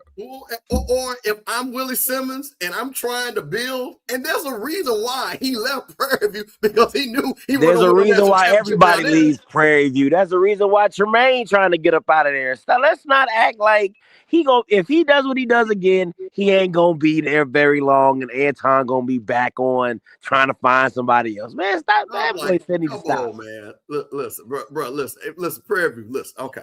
Here's what I'm gonna say, because y'all know Lionel's my guy, and we like y'all, we really do. But man, here's the thing: there's levels to this, and this is what you guys. And I'm gonna tell you this: you better listen to me good. If you don't win it this year, it don't matter what you did last year. I'm telling you that right now, because about when you start naming like that J hat and that FAMU behind me, it's a level of South Carolina State. It's a level of consistency that you gotta have. So y'all can't have this 1 year, and then you didn't even win a national championship. Let's keep it a buck now. So y'all really got something that you got to prove yourself to. And if y'all don't win this thing next year, bro, don't come back up. Don't. Hold up, Scotty, before you get out, man. Can you give us a quick update? Can you give us proof of life? Let us know everybody's doing fine. And they didn't just capture you, lure you down to Huntsville and lock you up man. Can you just give us an update of how it's going down there in Normal, Alabama, man? Man, it's going well, man. I'm enjoying it, man. Just learning the ins and outs of higher education, man, is definitely different. But it's a rewarding experience to kind of get the behind the scenes and the ins and outs of how HBCUs move and work, man. I thank my team, AD Brian, Abby, Crystal, Brian, everybody on the creative team that I work with, man. So it's been an awesome experience, man. But it's been fun, man, meeting alums, and man, you really like that kissing hand and shaking baby stuff, boy. That thing different, man. I'm not gonna lie to you. Like everybody. Bro, do you know what he sound like right now? Do you know what he sound like right now? Sound like a damn AD, don't it? Listen, hold on. Wait. I got a Scotty question for him though. Can I ask you one, Scotty? Give us the most. What was the most surprising aspect of your role, and what is the most difficult aspect? Hold on. Wait a minute. Okay. Let me say what I'm about to say first. Okay. Let me be clear. So let me tell you what he did. Did you see how political he started naming all the staff? I want to thank Abby, AD Bryant, and my staff for giving me what supporting me. Man, he's doing a great job. So, Scotty, here's what I will say. Make sure this answer is super political. Okay. Hold on. I'm gonna lay it up for him because Rocky, this is how you gotta ask the question. Watch this. So, Scotty, tell us the thing that you like about your new position. See what I did there? My wife laughed. She in the background. Man, honestly, bro, it's going to all the games, like dealing with the players at every game, like tennis, bowling, like, cause for me it's football. Like, I've been so hyper focused on football, but like to get to know the players at basketball, to get to know the bowling players, the tennis players, the volleyball players, like that's the dope part about it. Cause I love sports, but I've been so hyper focused on football, you never really get to know the ins and out. Like we got a young lady at Alabama A&M, she speak Mandarin. Like Okay. black girl, born in Taiwan, speaks fluent Mandarin. Like you be like, oh shoot, like you about to take over the world. Like she got, you know what I'm saying? Like that's dope. I think the hardest transition is the red tape. Like you got to know these NCAA rules, man. These rules ain't no joke. Like you can't just come out here and say, "Oh, I want to do this," or "I want to do that," or "I want to do this," "I want to do that." Like you really got to read up on stuff. You really got to, okay, are we allowed to do this? Okay, are the kids allowed to do this? Okay, where we got to get this and who we got to talk to get this and run this up the chain. And so it's just the red tape of the NCAA that you really got to understand the rules and regulations of everything. I mean, everything has a regulation. Everything has to be monitored. Everything is talked about, or everything is, like Title IX is, Title IX, Lord Jesus. I done heard that thing like 30 times, man. I swear. Like, so it's just all the red tape. Is it everything you thought it would be, Scotty, when you were where you were inquiring about your job and you were considering the opportunity? Man, I really didn't know how much of athletics like I would be involved in because it's external, right? So I didn't really think I would be like touching the team as much as I am, but like to be talking to Dante and Don and to really like have relationships with these coaches and they coming up and asking my thoughts on how they can create a marketing campaign or for the one thing, and it's really dope. You know what I'm saying? It's just some of the ideas that we sit down and talk to or come up with, and honestly, if I'm being truthful, like I didn't know my mind could think the way it's been thinking. Like, you know what I'm saying? Like just you don't know you can really tap into something until like you like, and they were like, oh man, I never thought about it like that. And I'd be like, oh, thank you. I appreciate that. You know what I'm saying? So it's been cool now for real. It's really been dope. So here go a great question though. So going back to last year before last, and year before last, and how you've been opinionated, you thought what you thought and seeing what you've seen on the outside looking in, right? Do you think some of your thoughts have been answered that you didn't know about when you got into the position, since now you're inside and now on the outside looking in? Did it change your perception on certain things when you gave certain suggestions? Absolutely. I will say this.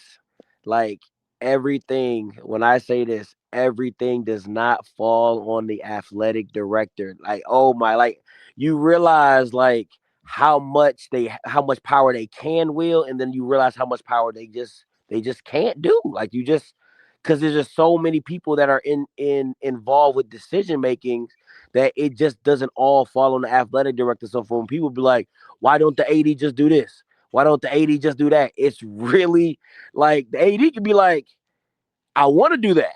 But then you got to think about all the departments that are involved in that same decision that also have a say-so on if they can or cannot do that. So that's the first thing I learned. I'm like, oh wow, like it's really like a collaborative effort, but a lot of times it falls on one person because they're in that seat. And it's tough. I told AD Bryant, I said, man, listen, I said, that's tough. I said, that's just tough. You know what I'm saying? Because sometimes it's not on you. It really ain't. You know what I'm saying? But you got to take the brunt of it, and you got to smile and wave, as they say, smile and wave, boys. So, I would tell anybody listening to me out there, have a little grace for your athletic director. We've learned a lot since you've been gone too, Scotty. One, we've learned that people that I didn't know this, but you are Zoe is a dead ringer for you. You know what I mean? There are people that come and watch this show that attribute you to some of the things that Zoe and Mr. Campbell has said. I didn't know. I thought they would be able to tell you and Mr. Campbell apart, but you ain't been with us for more than almost a month and a half, and there are some people that attributing some of Zoe's comments to you. So if that happens, just let everybody know that Zoe looks a lot like you, but he is not you. But I think people understand you and Mr. Campbell don't look that much like. I don't know how they confusing Mr. Campbell with you. Hey, he always calls me his son, so they be like, he was like, hey, they related some way somehow, right? But nah, man, it's been a journey to get here, man. I just appreciate all three of y'all, man, calling me, checking in on me, and seeing how everything going. Mr. Campbell will stay on me. And Rocky called me, Zoe called me, and stuff like that. And me and Key getting settled in, and for the new baby's arrival, like end of March and beginning of April. So, it is what it is. But let everybody know out there, Off Script is live and kicking. Mr. Campbell, Zoe, Rocky, all you guys got it rolling, man. And don't be surprised if you see me on the screen in the foreseeable future. We'll just leave that as it is. But man, it's been fun, man. I can't lie. It's been challenging in some areas, but it's definitely been rewarding in a lot more. And what I've realized is, like, if you can wake up every day and your job be evolved around in sports, like, because I never thought in a million years I'd get paid to talk. Now to have a job in higher education for athletics, man, like, I'm blessed. And it's sports, man. Like, to wake up and have a job about sports, like, how can you not be happy? Like, no matter all the headaches or whatever comes with it, but it's like, you working in athletics. It's sports. Like, AD Bryan says that every meeting we in, he be like, guys, we're in athletics. Like, it's you gotta just take it with a smile, because it's like, man, like, who wouldn't want Scotty, last question I want to ask you. How many people are surprised to know and learn that you're such a high character, super nice, cooperative gentleman?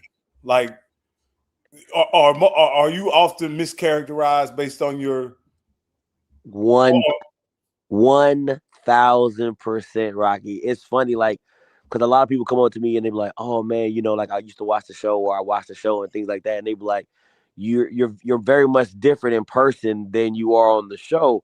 And I try to tell people, I'm like, it's hard to explain. It's like, what I do on the show is what I do on the show. I'm there to entertain, and I'm gonna give you my opinion, but that's not who I am 24/7. If anybody knows me, like, I'm a real down to earth, chill guy. Like, I can talk to anybody, I speak to anybody, and even people who've had a problem with me on the show, after we've had a conversation, they be like, man, Scotty, like, you real. Like, I'm gonna keep it a buck with you. Like, I'm not gonna fake the funk with you. I'm gonna keep it. I'm gonna tell you how I feel, and we gonna move accordingly, right? So, nah, it's been chill, but it's been fun, like, meeting the older alums and some younger alums that watch the show, and people see me at the game and they come up and talk to me, and they ask what's going on with the channel and stuff like that. It's been a blessing, man. And I just, if I'm being honest, at the end of the day, it goes back to Dr. Williams and AD Bryant rocking with me. You know what I'm saying? They told me, they like, hey, we in your corner,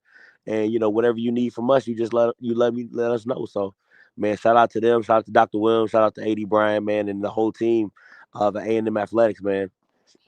No doubt. If you see any young off scripts out there, man, don't be afraid to give them the password and let them log in, because you definitely missed in the space, brother. We need somebody with your energy and your that other stuff you bring as well. What's the other stuff? Hey, listen, man. Me and you talk. I know what you got going on. I want to say that I'm very proud of you. We know how this journey started, and this is just the beginning. But I am so proud of you and what you're doing. And I talked about, I don't know if you saw it earlier, because it kind of tickled me. People were still discussing you, which I don't know why, because like I said, you're working very hard. But I'm going to say this again. The reason why you got that job is because you were qualified to get that job. And that's the bottom line. No doubt about it. So what I will say, man, Carl Perry, because I will say this, me and Scotty here talk about it, man. We are keeping this channel alive. There's no doubt about it. We're trying to get, me and Perry trying to get together so we can get Outspoken rolling. You know what I'm saying? Just, I'm going to be filling Frank till we figure out what's going on. Of course, HBC Coaches Corner, me and Zoe got Sippin On Sundays rolling, man. This channel ain't going nowhere, y'all. Y'all thought we was going somewhere. We just had to swizzle it up. So that's all it is. So Scott, you got anything else, man? Because I do not want you to get in trouble with anything else that you said. No, I'm straight, man. I just thought I had to jump when I saw Sayers. I said I'm not letting this happen. I said that Bama, no, he not supposed to be on here the way he been ducking the last 3 years, and then all of a sudden when a pop his face up in here talking about see, he thought he gonna slide this. I did not know that he had this paper trail of hiding and dipping and dodging. They gonna sit up here and go come on sipping on Sundays and try to show out. Boy, come on, man. Come on. But man, no, I'm about to get up out of here. But Zo, man, tell me, I said, what's up, man? Y'all stay up. Rocky, will do. Y'all stay up, man, and I appreciate y'all as always. No doubt about it. All right, man. All right, man. Avrion Scott, Vice President of Athletic External Affairs of Alabama A&M. Oh yeah. You never know who will come on Sippin On Sundays now. Man, listen, man, we sipping on it, man. Just had a high level official, someone high up in Alabama A&M athletic department just jumped on with us for a second. You never know, man, who may be on the Off Script channel. Man, and boy, I tell you, boy, them folks is upset. Boy, they'll clip this and they're upset about that. So that was good. And then we wanted to make sure he didn't get in no trouble because we ain't trying to make nothing go viral. No, but Zo, and what I've talked to Mr. Campbell about this, and it's crazy that people still want to attribute negativity to Scotty that ain't got. I know you guys talked about it earlier. That ain't got nothing to do with him or anything like that. And it's just, I don't get. Is that something? You've been here a long time, but I know this YouTube. I don't know how long this YouTube stuff's been going on. I just came in 5 years. Like it seems like there's a segment of populations in the HBCU space that root for each other like incessantly. They root for each other. They want each other to do better. And then there's those other people. let me answer that because that's the whole point. See, what this proved, this exposed, ain't had nothing to do with Scotty. These are who these people are. Yep. See, this is the thing that I've been trying to point out to people. See, they try to use that as a cover. But when you're sitting back and all you're doing is you're going online and you have a channel and you're talking bad about every other school and you're talking about, well, I'm protecting my school. You ain't protecting your school. You're doing exactly what you said he was doing.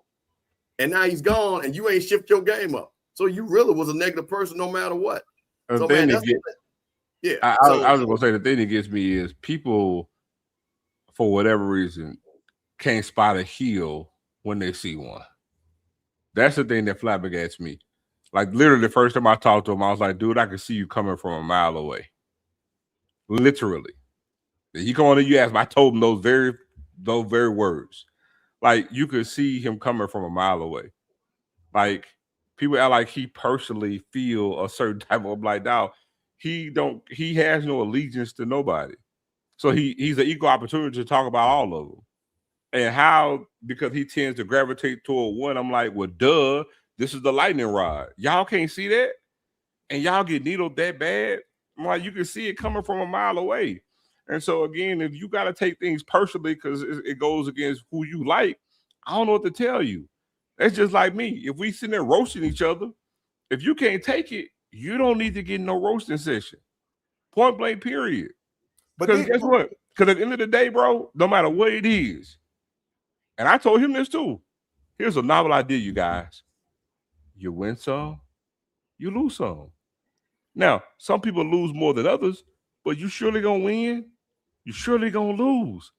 So if you talk shit, your day coming. Either end of the spectrum. But what gets me, Zo, is the same people. I'm gonna use their terms, so maybe they'll. So I won't misquote them. Like they feel as if this HBCU sports landscape should be gatekept just for HBCU people. And I think that's such a closed-minded approach in it. And if you really want the game to grow and the sports and the exposure to grow, why would you want to gatekeep something that is such a fabulous, sensational I will use different verbiage. HBCU does need gatekeeping, but we don't need to lock out people that want to come in and partake in it. That's a difference. And when I say HBCU needs gatekeeping, HBCUs need protection, right? Because we're not like everything else. It's sacred and it's special, and we want to protect it, and defend it, and we should. But you can do two things at once. You can protect and defend, but not alienate and prevent other things from coming into the house. Hey, we want all our cousins to come to the family reunion. And we want to protect you from all the ones that want to attack it.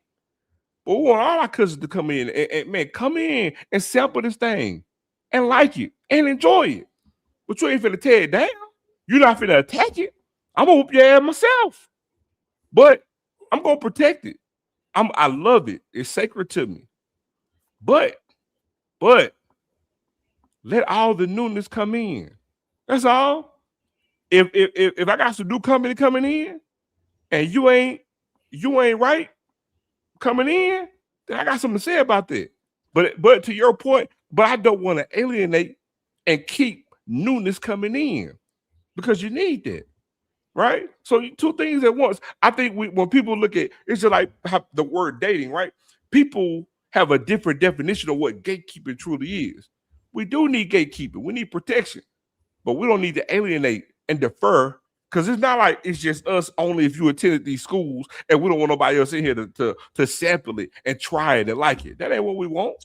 So let me ask you this, Mr. Campbell, because I think this is a great conversation we're having. I know it's getting late, but is a lot of this gatekeeping masked as just jealousy? Well, see, this goes back to my point. I'm gonna say this again. The people that are gatekeeping and the people that say they whatever, they still negative. Because the average person is not gatekeeping. It's the people that have an issue, and that's what I'm saying. The things haven't been eliminated, and they still are negative.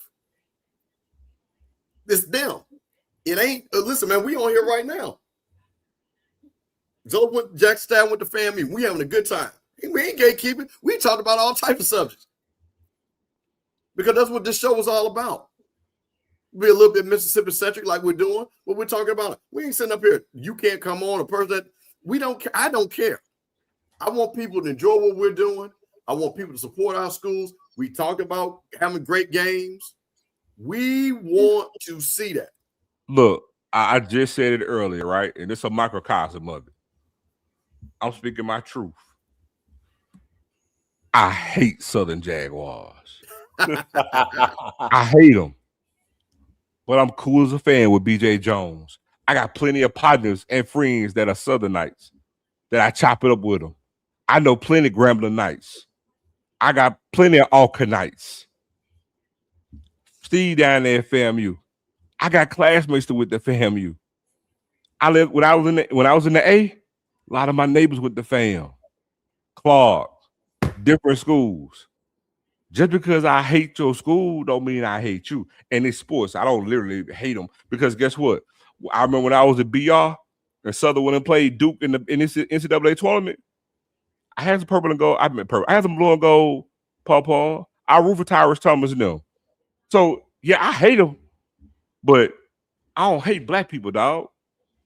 Now I can go to a different conversation with that, but I love skin folk. I love black folk. That's I hate Southern Jaguars. I'm saying it clear. I hate them, but I rock with BJ Jones. I don't really care for North Carolina Central. I don't know him like that, but I rock with Josh. You see what I'm saying? It ain't deep, y'all. It's a damn game. These are schools, dog. Literally. And I love mine. But guess what? Everybody don't like Jackson State. I mean, and I'm gonna feel a certain kind of way about that, but it ain't me. It ain't you. Hey, I'm just gonna address this, bro. Bro, y'all ain't getting rid of me. You know what I mean? I've been adopted by Mr. Campbell. Scotty, my partner, is officially with Alabama A&M. Zoe is my man in Jackson State. So y'all can't get rid of me. I ain't going nowhere. And not to mention the most important part of all this, I got a whole bunch of canceled checks that went to Prairie View. How about that?